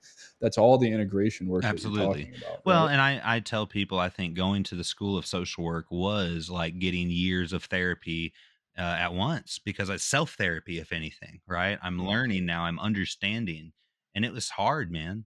Um, And I just remember, dude, like it clicked with me. I knew that. So I was supposed to start an internship in January of 19, and I was still in addiction summer of 18. And I knew I was like, dude, you have got to get this under control or you're not going to be able to progress, right? You have got to get this figured out.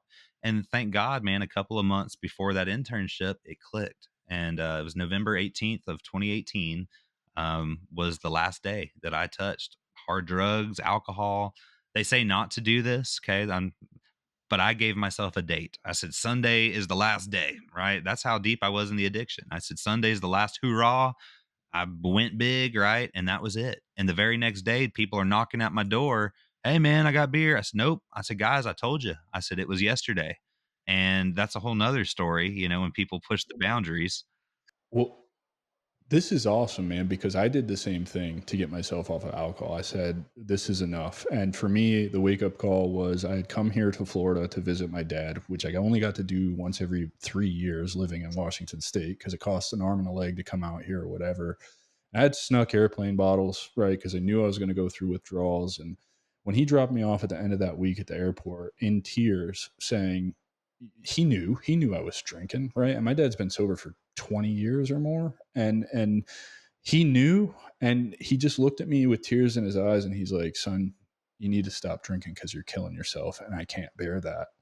And I knew I had a problem when I walked into the airport. And the first thing I did when I got through security is go sit at the bar and get a double 7 and 7. Like brush that off like nothing ever happened. Fast forward a few weeks, throwing up some blood, realizing I can't keep doing this to myself.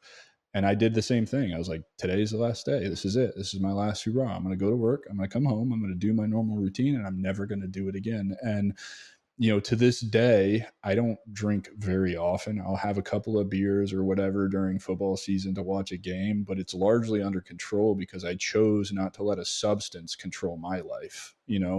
So I'm glad that we have a very similar story in that. And it's not a great idea because the withdrawals from alcohol are awful.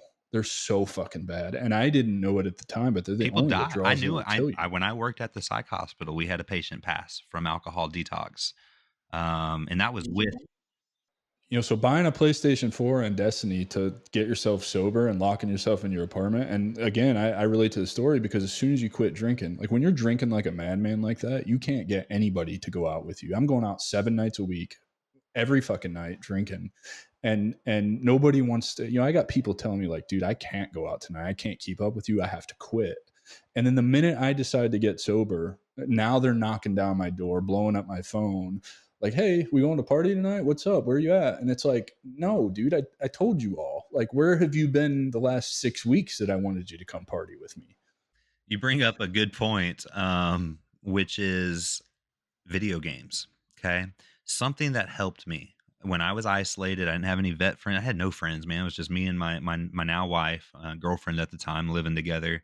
Um, just her and I, man. And she has a similar background to me. So her and I click in that regard, that we kind of were, we had each other. Right. And I remember having nobody, and then for me, it was Xbox, dude. That saved my life a time or two, and I mean that, dude. I pushed this. Colorasi, me and Cola used to play Battlefield every day for a couple years when we first got out, and and it sounds corny, man, but like we would play for hours and talk to each other for hours. I mean, and it was like you were there with them. You know what I mean? Like me and him, he helped me so much, Matthew Colorasi, right? Just being there for somebody, right? I needed that. And I'm glad that I had the gaming community really helped me a lot during my college years. Because again, I wasn't working with VA disability and GI Bill. I wasn't working, right? Which was a good thing. I think I needed the time to sift through the rubble. But that helped a lot was the gaming community, and I got involved with that. Um, but fast forward to 2018, and that was the beginning of the healing, which it sounds crazy to think about like that. That's years of just survival, right? To reach that place of, okay, now I know what some of the issues are, and I need to turn and face them. And it was hard, man, and it was difficult, doing that, healing while becoming a social worker. I remember talking to my mentor, the Desert Storm guy, and I said, I don't think I'm ready. I'm still figuring things out. And he said, if you wait till you're ready, you'll never go. He said, just move. Right. And I said, gotcha. And it makes sense now because that's part of the journey. You start moving and you figure it out. Right. Worked at the psych hospital, man, for a year and a half. That was a very eye-opening experience, very different culture, very politically charged company that I was at, to one side of the aisle, right, who tends to not like veterans.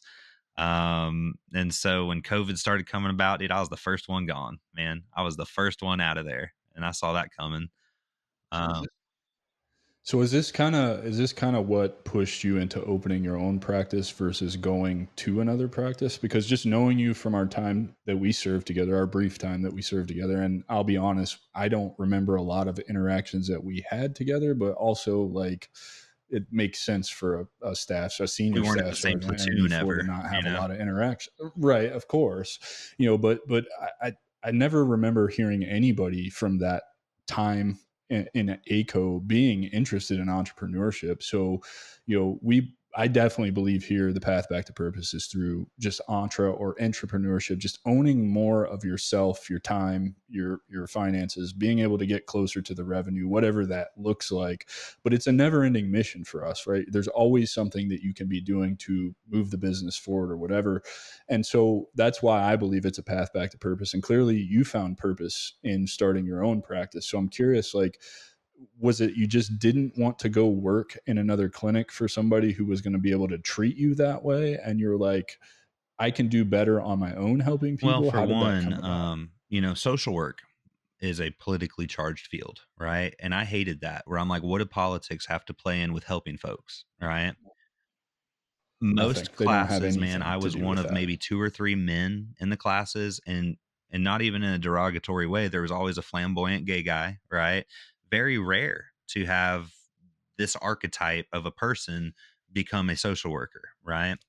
So then fast forward, psych hospital. Hey, why don't we have a program for vets? It's not going to make the hospital any money. Veterans don't want to get help. Oh, that bothered me. I'm like, oh, it's all about money, money, money, right? Hey, their insurance sucks. Push their discharge. Get them out of here. Like, wow. Which I think is a falsehood because TRICARE is Well, actually and really I'll good. tell you briefly my perspective. They don't make it easy for us as providers. They make it hell. They make it really hard. It triples our workload, and then they pay us less than market value sometimes, often, not some, most of the time. And so that's why the majority of your decent clinicians are cash only. My practice is not because I voluntarily sacrifice and don't maximize my profitability just because I got into this to help folks. You know what I mean? Um, and so anyway, I wound up at the rehab. I went through the nursing home at COVID, learned a lot about death, a lot of healing, a lot of spirituality. 2020 was when I found my spirituality. I wound up working at a Christian rehab for teen boys. Um, and I'll tell you, man, I used to always say I would never work with teenagers. I took a write up at the psych hospital because I was adamant I will not work with teenagers. And I think it came from a place of my own lack of healing. Yeah. And And then pain. come to Yeah, find trauma. out, bro, Yeah. I became like one of the best employees of that rehab. They fast tracked me. I went from program therapist, I skipped lead therapist, and then I made director of clinical services. I was like the second in command running that entire residential treatment center, right? I appreciate that. And truthfully, and this is a cool thing too, relevant. I had 3 months as a machine gun team leader, but I always was the guy, dude. I was always watching. I was always watching leaders. What did they do? Again, crappy bosses, right? There's a difference between a boss and a leader. Bosses try to kick you out, get you in trouble. They just bark at you. Leaders lead, right? Servant leadership.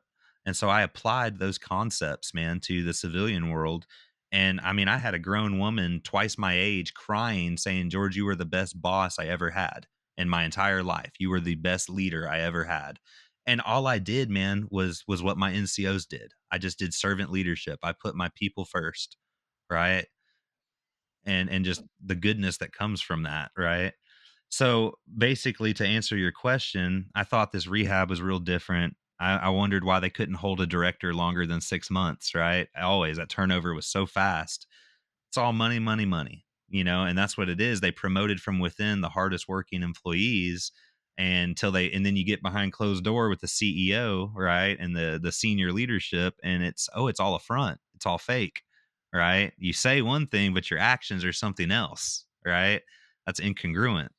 And dude, I had an ethical dilemma last summer where I said, God, I'm doing so well. I'm making the most I've ever made. Life is good. And I struggled because I said, you know what? And this was my resolution. It's not about money. Okay. When I die, I can't take it with me. It's not about titles. It's not about roles. It's not about salary. I am a therapist. This is what I was called to do. Funny enough, ONET, when I did my thing, it told me therapist master's degree. I said, "Bull, dude, I'm not doing that. I'm nobody in my family ever went to college." I said, "No, that ain't me." Lo and frickin' behold, I didn't even had no idea I wanted to be a therapist back then. No clue, dude. No clue. Okay. I kind of had an interest in the psychology world, but I never oh, I'm going to be a therapist. Nobody in my family went to college. Half of my extended family didn't graduate high school, right? Um, and truthfully, man, I mean, to each their own, but I give all the glory to God, right? Like my spirituality, because I'm like, that is the only way somebody like me becomes a cycle breaker. I wasn't just me, dude. And that was part of my healing journey, was finding my spirituality and my higher power, right? And giving that to him. That was a large part. But then with the for profits and the rehabs, that was what it was last summer. I truly felt called. I felt like it was a spiritual thing. And I said, I want to be one of the good ones. And so I'm I love that, dude. That's so good because a lot of the people I talk to on here, that's really what it is for them. They just want to serve something bigger than themselves. It's not about money. It's about that feeling that you get when you help a client overcome whatever it is that ails them. It's to me, as I talk to transitioning veterans and I help them understand where they're at and what they're going to go through. And I'm not licensed to do that. I'm just a coach, right? Like, but through my own experience and all the tools that I've learned, yoga, breathwork, meditation, mindfulness, sitting with yourself and being present with yourself, it's probably all the same stuff that you use, right?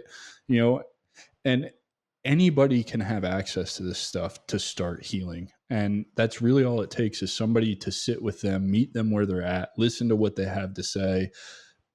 My approach to it is not probably the greatest approach, but I use myself as an example because as a veteran with other veterans, they can relate to that. Oh, well, this dude went through the exact same thing that I've been through. And so I'm so glad that you started your own practice, brother. And I'll be honest, I keep up with all you guys as much as I can. I may not say anything or reach out or whatever, but I do like to keep in touch, see what you guys are up to. And I was super proud to see that you were doing this work when you posted about it, when you're going through it. And it's just awesome that there's other guys out there being leaders in the space, helping other veterans, starting their own thing to get away from the money, but to truly just help people. And I'm just so grateful that you're doing that work, man.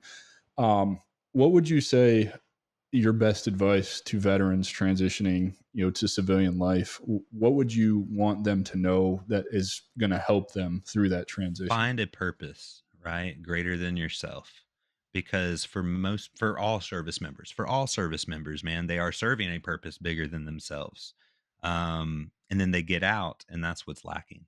Okay. That's why they feel stagnant. That's why the depression, the self hatred, the self loathing, why it all creeps in. They're not working towards an objective. And so in my mind, man, and this was the reframe 2017 when I was deciding what I wanted to do, I said, dude, there is still a war on, right? There's a war here that's killing soldiers. That was how I thought of it. I mean, it's true. I said, there's still some of those guys, man, I think they're casualties of the war, even though it was here, right? Um, and I said, there is a real war on. I'm a soldier, right? And something that I heard recently that somebody told me, they said, George, this reminds me of you. They said, strong enough to go through it, sensitive enough to sit with it, right? And and that hit me hard, man, because that's the truth. Because there's times I'm like, F me, right? Like, why is this my calling? Why is this? I love being a therapist. Don't get it wrong, but it's hard sometimes, right? You hear the worst of the worst all day long. Why did God lead me to this? Right. Because I look back, dude, I was a therapist when I was in elementary school. My friends would come to me, hey, I'm sorry your parents are getting a divorce, like, but it's funny when I look back, and that's a great point, dude. The military molds you to be one way, right? To be what they want you to be. Um, Personally, dude, I think spirituality and God tells us who we are, right? But what it is who the army wants us to be is probably a lot different than who we are born to be, right? And I think part of it, man, like I said, the purpose, but it's honing in and getting back in touch with who we really are. Because I wore my combat boots, man, for 2 years after I got out of the service. I was that guy, like a safety blanket, dude. I didn't wanna let it go, right? I had enmeshed my identity into being a soldier. Um, and just like this hat, dude, that's not who I am. This is not George Boyd, right? This is just something that I've got on, right? And that's externalization. But that's what so many vets are missing, dude, is they enmesh themselves in this false identity over here. And then when that's ripped away from them, what now? Right. So I encourage folks, you don't have to, and I tell people, you don't have to become a therapist or a social worker to serve. Truly, I mean this. Sanitation guys, they're serving their community. Find a way that clicks with you, that you enjoy, to work towards a greater cause outside of ourselves. I love that, man. Thank you so much for that advice, because I think it's spot on, right? Find something that resonates with you, that you feel like I could do this forever. I'm not hateful when I have to get up and go to work in the morning, right? That's how you know you found something that My worst aligns with day you. as a therapist is better than my best day at any other job before. That's Yeah, for sure. Tell everybody how they can get in touch with you, where they can find you. I know you do some telehealth stuff. I don't know how the licensing and all that works, but tell them, what states they can come at you from if they want to work with you and get help. And just let everyone Yeah, for know how sure, they man. can So find you. my website is www.homefronthealing.com. I am on Facebook with Homefront Healing, LinkedIn with Homefront Healing. So they could find me through there. I do have a listing on Psychology Today. I office in Hurst, Texas, which is located in the Dallas Fort Worth Metroplex, more on the Fort Worth side. I am actually dual licensed in the state of Florida for telehealth. It's kind of interesting. Florida has a cool program, man, where they need providers. And so it was free. Like, you just, hey, if you're willing to see some of our Florida people virtual, we'll give you a free telehealth license. And so I love that. I think that's awesome. And so that's kind of how I got into that, man. So I can see people. I do have clients currently all over the great state of Texas, all the way down to the border. Some are local. I would say half are virtual, remote. But yeah, if somebody ever wanted to kind of look into my services, my website would be a really good way to start with that. Awesome, brother. Ladies and gentlemen, I give to you George Boyd, great friend of mine, great soldier when I was serving with him, and doing obviously great work now. Please give it up for him. Like, subscribe, rate, review. Let's get this in front of 1 million veterans before May 9th, 2025, when I turn 40. It's a lofty goal, but our community is capable of it. George, dude, I really appreciate your time, man. I thank you for sitting down and doing this with me, and I want to bring you back to do another one at some point, so that we can spend more time talking about what I believe is super important work. It's in alignment with what I've created here, and I just don't have the credentials or the license to do it the way that you do it. But this has been amazing, man. Thank you so much for being here, brother. I appreciate you, Adam. Thanks for having me, man. Of course. That's our show, and I'm truly thankful you've joined us at The Strategic Veteran. If our conversation today sparked curiosity, or if you're ready to elevate your game, I'm here to help. Visit thestrategicveteran.com for exclusive show notes and resources, or to book a coaching session directly with me. Take a moment to subscribe to our podcast and share your review. Your support makes all the difference. For more insights and daily strategies, let's connect on LinkedIn and keep the conversation going. Remember, this isn't just a podcast, it's your strategic advantage in action. Until our next rendezvous, stay bold and continue the mission.